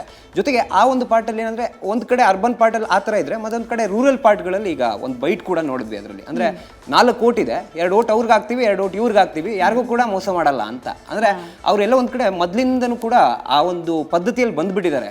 ಯಾರು ಮುಖಂಡರು ಹೇಳ್ತಾರೋ, ಮುಖಂಡರು ಯಾರಿಗೆ ಓಟ್ ಹಾಕಬೇಕು ಅಂತ ಹೇಳ್ತಾರೋ ಅವ್ರಿಗೆ ಓಟ್ ಹಾಕ್ತೀವಿ ಅಂತ. ಆದರೆ ಹಾಸನದೇ ಡಿಫ್ರೆಂಟ್, ಆದರೆ ಕೊಪ್ಪಳ ಮತ್ತು ಬಳ್ಳಾರಿದು ಕಂಪ್ಲೀಟ್ ಡಿಫ್ರೆಂಟ್ ಸಿನಾರಿಯೋ. ಅಂದರೆ ಬಿಸಿಲು ತುಂಬ ಚೆನ್ನಾಗಿತ್ತು, ಬಿಸಿಲು ಕೂಡ ಜಾಸ್ತಿ ಇತ್ತು. ಜೊತೆಗೆ ಅಲ್ಲಿ ಜನರಿಗೆ ನೀವು ಅವಾಗಲೇ ಹೇಳಿದಾಗೆ ಮುಗ್ಧತೆ ಜೊತೆಗೆ ಅಸಹಾಯಕತೆನೂ ಇದೆ. ಅಂದರೆ ಕೊಪ್ಪಳ ಭಾಗದಲ್ಲಿ ಸಾಕಷ್ಟು ಮುಗ್ಧತೆ ಇದೆ, ಬಟ್ ಬಳ್ಳಾರಿ ಭಾಗದಲ್ಲಿ ಸಾಕಷ್ಟು ಅಸಹಾಯಕತೆ ಇದೆ. ಅಂದರೆ ನಮಗೆ ಸಮಸ್ಯೆ ಏನಾಗ್ತಿದೆ ಅನ್ನೋದು ಅವ್ರಿಗೆ ಗೊತ್ತಿದೆ, ಅಂದರೆ ಅವ್ರಿಗೆ ಏನೆಲ್ಲ ಸಮಸ್ಯೆ ಇದೆ ಅಂತ ಗೊತ್ತಿದೆ, ಬಟ್ ಆ ಸಮಸ್ಯೆಗೆ ಪರಿಹಾರವನ್ನು ಹೆಂಗೆ ಕಂಡಿಡ್ಕೋಬೇಕು ಅನ್ನೋದು ಗೊತ್ತಿಲ್ಲ. ಜೊತೆಗೆ ಕೇಂದ್ರ ಸರ್ಕಾರದಿಂದ ನಮ್ಗೆ ಏನಾಗಬೇಕು, ರಾಜ್ಯ ಸರ್ಕಾರದಿಂದ ಏನಾಗಬೇಕು.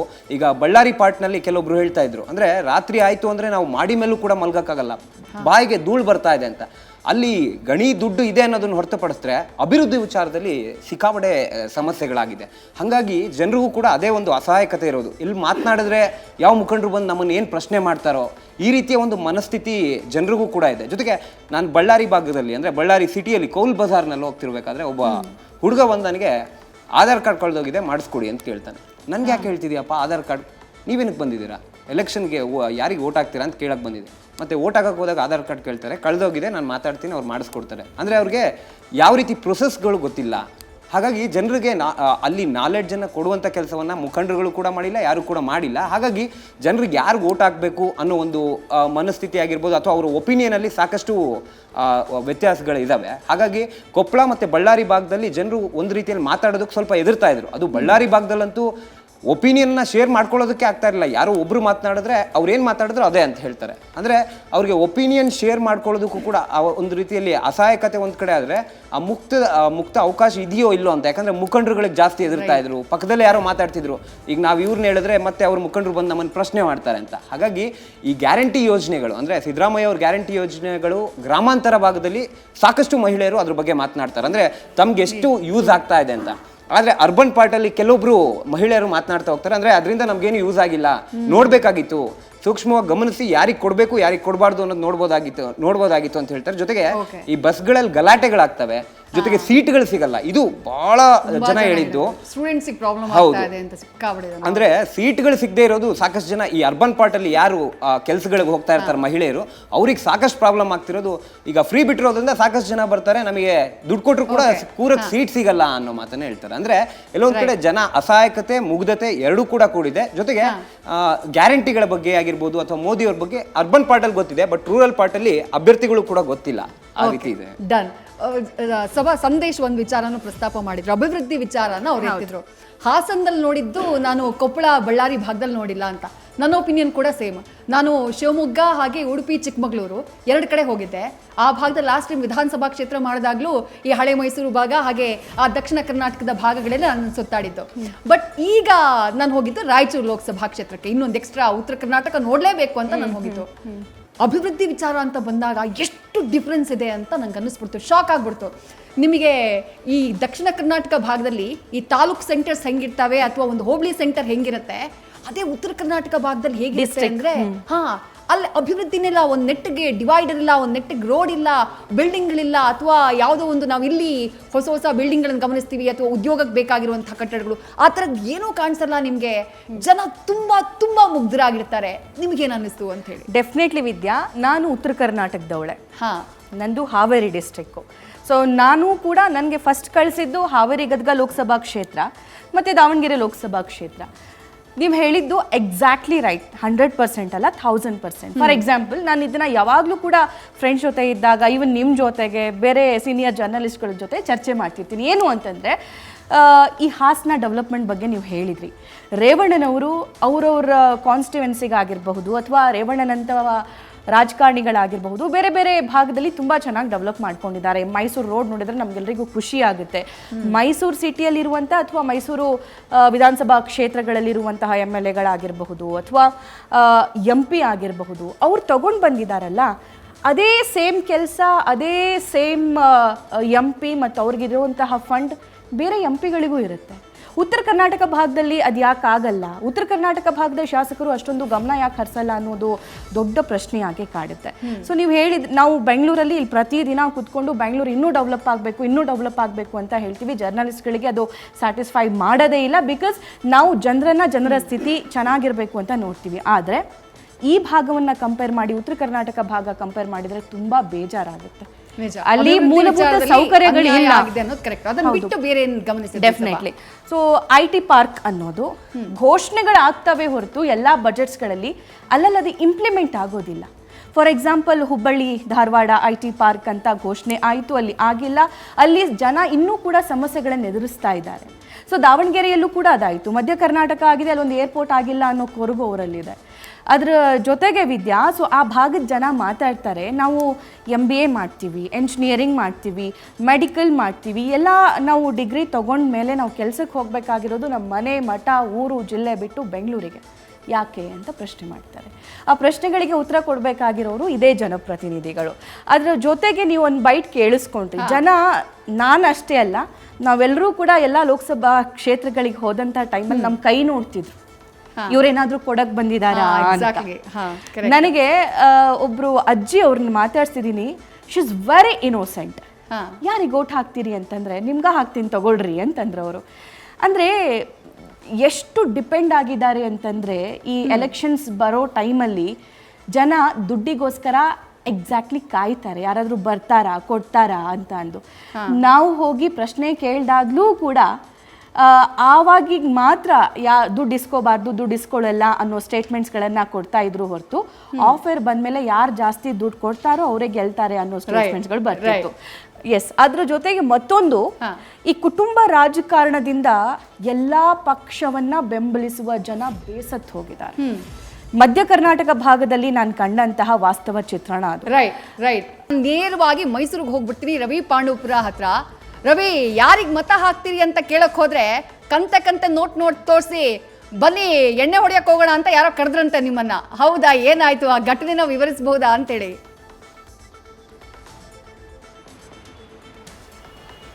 ಲೋಕಸಭಾ ಕ್ಷೇತ್ರದ ಮಳವಳ್ಳಿ, ಅದು ಮಳವಳ್ಳಿಗೆ ಮಾಮೂಲಿ ಹೋದೆ.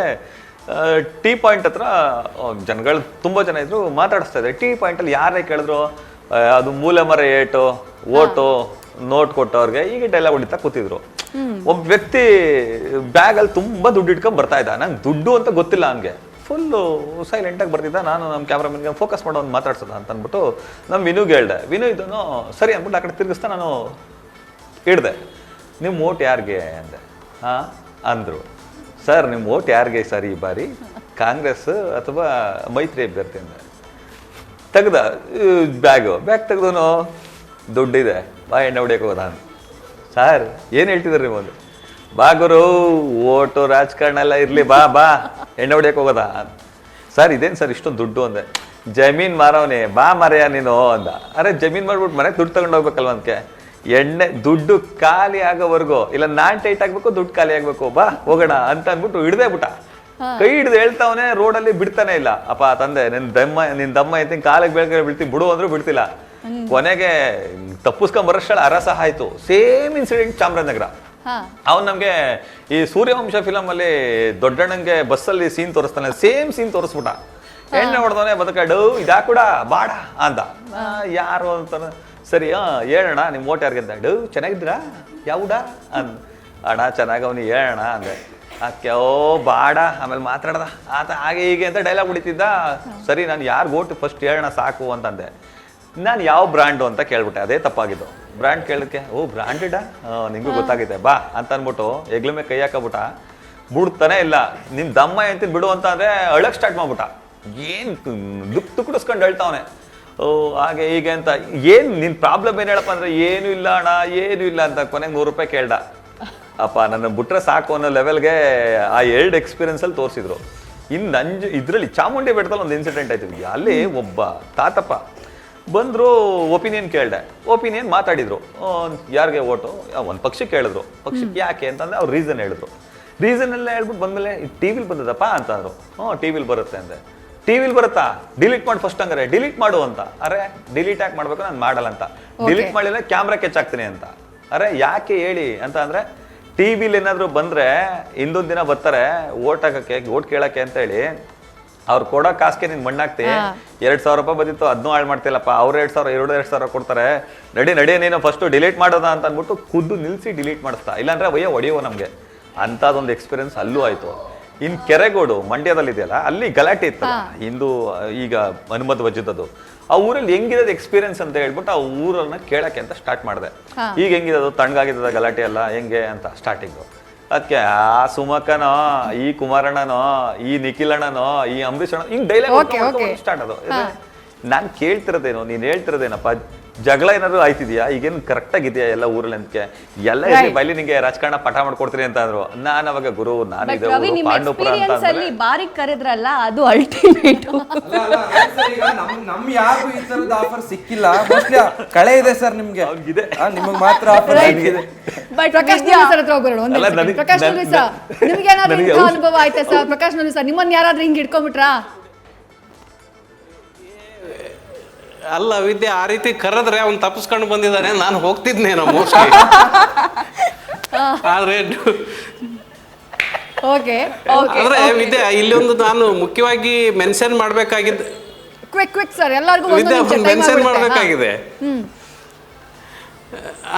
ಏನಂದ್ರೆ ಹಳ್ಳಿ ಜನ ಎಲ್ಲರೂ ಕೂಡ ಮುಗ್ದ್ರಿಲ್ಲ, ಹಳ್ಳಿ ಕಟ್ಟೆನಲ್ಲೇ ಕೂತ್ಕೊಂಡು ದಿಲ್ಲಿ ರಾಜಕಾರಣ ಮಾತಾಡೋ ಜನ ಇದ್ದಾರೆ ಅನ್ನೋದಕ್ಕೆ ನಮ್ಮ ಹತ್ರ ಒಂದು ಎಕ್ಸ್ಪೀರಿಯನ್ಸ್ ಆಗಿದೆ. ಒಬ್ಬ ತಾತ ಹಳ್ಳಿ ಕಟ್ಟೆಯಲ್ಲಿ ಕೂತ್ಕೊಂಡು ಕರ್ನಾಟಕಕ್ಕೆ ಯಾವ GST ಎಷ್ಟು ಬರ್ಬೇಕಾಗಿತ್ತು ಅದನ್ನೆಲ್ಲನೂ ಕೂಡ ಮಾತಾಡ್ತಾನೆ. ಮೋದಿ ಏನೇನ್ ತಪ್ಪು ಮಾಡಿದೆ ಮಾತಾಡ್ತಾನೆ, ಕಾಂಗ್ರೆಸ್ನವ್ರು ಏನ್ ತಪ್ಪು ಮಾಡಿದ್ರು ಮಾತಾಡ್ತಾನೆ. ಅಂದ್ರೆ ಇಲ್ಲಿ ಹಳ್ಳಿ ಜನ ಎಲ್ಲರೂ ಕೂಡ ದಡ್ರಿಲ್ಲ, ಎಲ್ಲರೂ ಕೂಡ ಮುಗ್ದ್ರಿಲ್ಲ, ದಿಲ್ಲಿ ರಾಜಕಾರಣವನ್ನು ಮಾತಾಡಬಲ್ರು ಅನ್ನೋದು ಕೂಡ ನಮ್ಗೆ ಎಕ್ಸ್ಪೀರಿಯನ್ಸ್ ಆಗಿದೆ ವಿದ್ಯಾ. ರೈಟ್. ಹರಿ ಸರ್, ನಿಮ್ಗೆ ಏನಾದ್ರು ಅಂತಹ ಪ್ರಸಂಗ ಯಾವ್ದಾದ್ರು ವೆರಿ ಇಂಟ್ರೆಸ್ಟಿಂಗ್ ಪ್ರಸಂಗ ಅಂತ ಅನ್ಸಿತ್ತು ಕ್ವಿಕ್ ಆಗಿ? ನನಗೆ ವಿದೇಶಿ ಬಹಳ ಮುಖ್ಯವಾಗಿರುವಂಥದ್ದು, ಮಹಿಳೆಯರಿಗೆ ಕೇಳಿದಾಗ ಒಬ್ಬ ಮಹಿಳೆ ಹೂವು ಮಾರ್ತಾ ಇದ್ರು, ಯಾರಿಗೆ ಓಟ್ ಹಾಕ್ಲಿ, ನಾನು ಯಾರಿಗೆ ಹಾಕ್ಲಿ ಅಂತದ್ದು. ಇಲ್ಲ, ನೀವು ಯಾರಿಗೆ ಹಾಕ್ತೀರ, ನೀವು ಯಾರಿಗೆ ಹೇಳಿದ್ರೆ ಅವ್ರಿಗೆ ಓಟ್ ಹಾಕ್ಬಿಡ್ತೀನಿ ಹೇಳಿ. ಸೇಮ್, ಹೌದು, ತುಂಬಾ ಜನ ಆಲ್ಮೋಸ್ಟ್. ವಿದ್ಯಾ, ಒಂದ್ ನಿಮಿಷ, ನೀವೆಲ್ಲರಿಗೂ ಎಕ್ಸ್ಪೀರಿಯನ್ಸ್ ಕೇಳ್ತಿದ್ದೀರಾ, ನಿಮಗಾಗಿರೋ ಅಲ್ಟಿಮೇಟ್ ಎಕ್ಸ್ಪೀರಿಯನ್ಸ್ ಏನ್ ಹೇಳಿ? ಅದನ್ನ ಹೇಳ್ತೀನಿ, ಬಟ್ ಅದಕ್ಕಿಂತ ಮುಂಚೆ ಬೆಳಗಾವಿಗೆ ಹೋಗ್ಬೇಡ. ಶ್ರೀಕಾಂತ್ ಕುಪ್ಪಗಡ್ಡಿ ಸರ್, ಕ್ವಿಕ್ ಆಗಿ ನಿಮಗೇನಾದ್ರು ಇಂಥ ಸ್ವಾರಸ್ಯಕರ ಎಕ್ಸ್ಪೀರಿಯನ್ಸ್ ಯಾವ್ದಾದ್ರು ಆಗಿದ್ದು ಒಂದು ಇನ್ಸಿಡೆಂಟ್ ಸರ್? ಹೌದು ಹೌದು ಹೌದು ವಿದ್ಯಾ, ಏನಂತಂದ್ರೆ ಮೂಡಲ್ಗಿಯಲ್ಲಿ ನಾವು ಕೇಳಲಿಕ್ಕೆ ಹೋಗಿದ್ದೀವಿ, ಈ ಬಾರಿ ಯಾರಿಗೆ ಓಟ್ ಹಾಕ್ತೀರಿ ನೀವು ಅಂತೇಳಿ. ಆ ಸಂದರ್ಭದಲ್ಲಿ ಆತ ಒಂದು ಸ್ವಲ್ಪ ಎಣ್ಣೆ ಹೊಡೆದಿದ್ದಾನಂತ ಕಾಣುತ್ತೆ. ಆತ ನೇರವಾಗಿ ನಮ್ಮ ಜೊತೆ ಜಗಳಕ್ಕೆ ಬಿದ್ದ. ಯಾಕಂತಂದ್ರೆ ನೀವು ಯಾವುದಕ್ಕೆ ಹಾಕ್ತೀರಿ ಹೇಳಲೇಬೇಕು, ನೀವು ಹೇಳಿದ ನಂತರ ನಾನು ಹೇಳ್ತೀನಿ ಅನ್ನೋ ಪ್ರಶ್ನೆಯನ್ನ ಮಾಡ್ದ. ಇಲ್ಲ, ನಾವು ನಿಮ್ಮನ್ನು ಕೇಳಲಿಕ್ಕೆ ಬಂದಿದ್ದೀವಿ, ಹಾಗಾಗಿ ನೀವು ಹೇಳಿ ಅನ್ನೋ ಮಾತನ್ನ ಹೇಳಿದಂಥ ಸಂದರ್ಭದಲ್ಲಿ ಆತ ನಮ್ಮ ಜೊತೆ ಜಗಳಕ್ಕೆ ಬಿದ್ದ. ಅದಾದ ನಂತರ ಅಲ್ಲಿಂದ ನಾವು ಏನು ಅಲ್ಲಿರ್ತಕ್ಕಂಥ ಜನ, ಇಲ್ಲ ಆತ ಕುಡ್ದಿದ್ದಾನೆ, ಹಾಗಾಗಿ ನೀವು ಇಲ್ಲಿಂದ ಹೋಗ್ಬಿಡಿ ಅಂತ ಹೇಳಿದ್ರು. ಅದಾದ ನಂತರ ನಾವು ಈ ಕಡೆ ಬಂದಿದ್ದೀವಿ. ಆದರೆ ಈ ರೀತಿಯಾದಂಥ ಒಂದು ಏನು ಕೆಲವು ಸನ್ನಿವೇಶಗಳು ನಮಗೂ ಆಗಿದ್ದಿದೆ ವಿದ್ಯಾ. ಓಕೆ, ನೀವು ನನಗೆ ಕೇಳಿದ್ರೆ, ದೇವದುರ್ಗಕ್ಕೆ ಹೋದಾಗ ದೇವದುರ್ಗದಲ್ಲಿ ಮಾರ್ಕೆಟ್ನಲ್ಲಿ ಒಬ್ಬ ಲೇಡಿ ಎಲ್ಲರ ಹತ್ರ ಬೈಟ್ಸ್ ತಗೊಂತಾ ಇದ್ದೆ. ಆ ಲೇಡಿ ಹತ್ರ ಹೋಗ್ಬೇಕಾದ್ರೆ, ಈಗ ಬಂದಿದ್ದೀರಾ ನೀವು, ನಿಮಗೆ ಓಟ್ ಬೇಕು ಅಂದ್ರೆ ನಮ್ಮ ಕಾಲಿಗೆ ಬಿಡಕ್ ಬರ್ತೀರಾ? ಅಮ್ಮ ತಾಯಿ, ನಾನು ಮೀಡಿಯಾದವ್ರು ನಾವು ಅಂತ ಕೇಳಿದ್ರು ನಂಬಕ್ಕೆ ರೆಡಿ ಇಲ್ಲ. ಕಾಲಿಗೆ ಬೀಳ್ತಾ ಇದೆಯಲ್ಲ ನೀನು, ಅವಾಗ್ಲೇ ಬರ್ಬೇಕಾಗಿತ್ತು, ನಮಗೆ ಬೇಕಾದಾಗ ಯಾಕೆ ಬರ್ಲಿಲ್ಲ? ಈ ಕೇಳ್ತೀಯಾ, ಹೋಗ್ತೀಯಾ, ಓಟ್ ಹಾಕಿಸ್ಕೊಂತೀಯಾ, ಹೋಗ್ತೀಯಾ? ಆಕ್ರೋಶ ಅಷ್ಟಿದೆ ರಾಜಕಾರಣಿಗಳ ಮೇಲೆ. ನಾವಲ್ಲ ಅಂತ ಹೇಳಿದ್ರು ನಂಬಕ್ಕೆ ಅವ್ರು ರೆಡಿ ಇಲ್ಲ. ವಿಜಯ್, ನಿಮಗೆ ಯಾವ್ದಾದ್ರು ಸ್ವಾರಸ್ಯಕರ ಇನ್ಸಿಡೆಂಟ್ ಕ್ವಿಕ್ ಆಗಿ? ನಮಗೆ ಕರೆಯೋರು ಯಾರು ಆಫರ್ ಕೊಡೋರು ಸಿಗ್ಲಿಲ್ಲ. ನಾವು ಹೋಗೋಷ್ಟೊತ್ತಿಗೆ ಆಲ್ರೆಡಿ ಎಲ್ಲ ಚಾರ್ಜ್ ಫುಲ್ ರೀಚಾರ್ಜ್ ಆಗಿದ್ರು, ಬಿಸಿಲು ತಡ್ಕೊಳಕ್ಕೆ ಆಗ್ತಾ ಇಲ್ಲ. ನಾವು ನೀರ್ ಗುಡ್ಕಾಡ್ತಾ ಇದೀವಿ, ಜನಕ್ಕೆ ಏನೇನ್ ಬೇಕು ಎಲ್ಲ ಸಿಕ್ಕಿತ್ತು ಅನ್ಸುತ್ತೆ. ಬಟ್ ಅಂತವ್ರು ಇದ್ರು, ಅವ್ರಿಗೇನು ಅಂದ್ರೆ ಏನೋ ಹೇಳಕ್ ಶುರು ಮಾಡ್ತಾರೆ, ಏನ್ ಹೇಳ್ದೆ ಅಂತ ಮರ್ತೋಗ್ಬಿಡ್ತಾರೆ. ಈಗ ಮೋದಿ ಪಾಕಿಸ್ತಾನ ಕಾಪಾಡಿದ್ದಾರೆ, ರಾಹುಲ್ ಗಾಂಧಿ ಕೈಲಿ ಇಂಡಿಯಾ ಕಾಪಾಡಕ್ಕಾಗತ್ತಾ ಅಂತ ಕೇಳಿದ್ರು ಒಬ್ರು. ಏನ್ ಹೇಳ್ತಾ ಇದ್ದೀರಾ ಸರ್ ಅಂತ ಕೇಳಿದ್ರೆ ಮತ್ತೆ ರೀಕಾಲ್ ಮಾಡ್ಕೊಬೇಕು ಅವರು. ಬೇರೆಯವ್ರ ಹತ್ರ ನೀವು ಹೋಗಿ ಮಾತಾಡ್ಸಂಗೂ ಇಲ್ಲ. ಇಂದಿರಾ ಗಾಂಧಿ ಯಾರು, ಮೋದಿ ಯಾರು, ರಾಹುಲ್ ಗಾಂಧಿ ಯಾರು, ನಾವು ಮತ್ತೆ ಹೇಳ್ಕೊಟ್ಟು ಆಮೇಲೆ ಮತ್ತೆ ಅವ್ರ ಓಟ್ ಯಾರಿಗೆ ಅಂತ ಕೇಳ್ಬೇಕು ನಾವು.